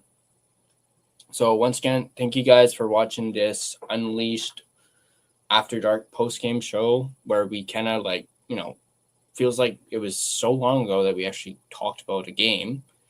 Oh, it's been a while. I think Yeah, I don't even remember the last game that we did for post game. I think it was just with Trev yeah, Beggs, right? And that yeah. was That was a week ago. But no, like we talked about the game like in the first hour of this, like yeah, almost 2 hours ago, and then the rest is just ramble. yeah. But it's good. It's good. I mean, Uh, I talked with Beggs too, and he had fun. oh So yeah, oh yeah. hopefully in the future we can do another thing. And as Tyler was saying, at the Canucks Army watch party, I reached out to Harmon Dial, also part of Canucks Army, Canucks Conversation, The Athletic, and he's down for that. Talked to Quads, David Quadrilli. Um, he's up for doing something in the new year. Also talked to Mhm. Matt Sakaris of Sakaris and Price. So there's a lot coming in the new year. Yeah, To the point, maybe at some point I might branch out and do something too. And if Tyler's not on, I'll probably be on. If I'm on, then Tyler will be on, kind of deal. So look for 2026, and thank you for the support, and hopefully the Canucks do the right thing in the new year. yeah, yeah. I don't know if you guys saw. Doodle had a little Christmas video come out the other day. A few of us content creators, sent in a message for it, and of course, mine was the only one that lagged, uh, because of my shit internet, and I did that through StreamYard too. I feel actually kind of bad how bad it turned out, considering everyone else's was perfectly fine. But if you guys haven't checked that video out on Doodle Hockey, it was really cool. You had guys like Thomas Drance on it, Dave Hall, who I'm also looking to try and bring back onto the show. I want to talk Caleb Malholtzer with him, so be on the lookout for that. I want to bring that up with him because he is the prospects guy, and I want to get his input on what he thinks about Caleb and the Canucks drafting him. I'm actually very interested in hearing what David Hall has to say, because I've actually, like, during the watch party, I talked about Caleb Malholtzer with some of the media or the content creators, and it's been interesting hearing what they say, because they're not as high on him. Like it's there's just some things in his game that are not proven yet. So I mean, as much as I was probably like one of the first ones that were saying that I was high on him, and then you looked into his stats and all that. There's also underlying stuff that we have to consider before, or I'm sure the Canucks have to do their due diligence also, not just because Manny is part of the staff. They got to trade, or they got to sign their son. It's not like Adam Foote is the head coach. That's why they got to go after Cal Foote. But yeah, with that said, Carter Hart's been doing pretty well in Vegas. So. Yeah, no, we got definitely want to get Dave Hall on again for sure. Been thinking about that actually the last few days. But yeah, case in point, lots of exciting stuff for the line change coming up in 2026. Once again, thank you guys for coming in, and I'm going to quickly do a second sponsor read, this one for Gassy Jack Art, just quickly, and then we'll sign off from there. So I want to give a big shout out and thank you to Gassy Jack Art, maker of that artwork you see behind my shoulder all the time, as well. If you watch Clay's streams, you can see it on display for him as well, and you can also see it right here. Check him out at gassyjackart.com. If you guys enjoyed this video, enjoyed this Unleashed After Dark post-game show, go ahead and hit that like button. And if you want to stay up to date on all your Canucks content, be sure to smash that subscribe button and turn on your notifications so you don't miss a single video. You can find and interact with us on social media, Facebook, Instagram, X, TikTok. We're everywhere. Feel free to give us a follow on all of our social media platforms. You can join the discussion on our Discord. Link is in the description. It's completely free to join. Also, if you prefer an audio version of this podcast, kind of like Duolingo, you can feel free to find us on Spotify and Apple Podcasts. Feel free to give us a follow on Spotify, as well as rate and review, and also download the episode, which really helps out the channel. Go ahead and do that. Spotify or Apple Podcasts, find the Line Change podcast. And that's going to do it for this post-game show. I'm Tyler. He's Gerald. Gerald, what's up? Sorry. We just gotta like we gotta talk about why we're laughing. It's just Swervin Irvin is like throwing out his takes and stuff. So we're just talking about Carter Hart, and he makes a comment. Yeah. I don't know if you want to show that, but Carter Hart is doing great. Just keep him out of the hotel rooms. So yeah, Swervin Irvin still at the end of the stream is trying to bring some laughter to the stream. Laughter and positivity. Well, love it. Positivity, depending on who you ask. Exactly. So even Rikishi Fatu, do the right thing. I did it for the people. I did it. Yes. We did it for all of you. I did it for the Rock. I did it for the people. If you guys know wrestling, you'll know that reference. Anyway, we were supposed to be ending it. I'm Tyler. He's Gerald. I'm Gerald. Thanks for having me. Thanks for staying for me, guys, even though I was a bit late. But keep supporting Tyler. Click those videos. Give him some watch hours. and hopefully more surprises will come. But I think More this wraps it up for downloads. More downloads too. yeah, more downloads. So Don't this be kind of wraps overwhelmed. it up for our post game after dark Unleashed, unleashed, and which is we'll really see living up to the you. name. Yeah, and we'll see you when. When are we going to see us again? Uh, Seattle or in the new year? Either Seattle or the New Year, but I will be sure to let you guys know in Okay. the community tab on YouTube. I'll let you guys know for sure. So keep What on looking for that, or on our socials. when is the Seattle game? Is it Sunday? No, wait. Let, Today's Saturday, so Monday, right? let me quickly look.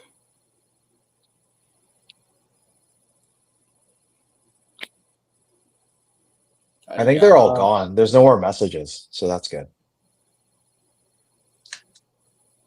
Kraken is Friday, January 2nd. No, before that.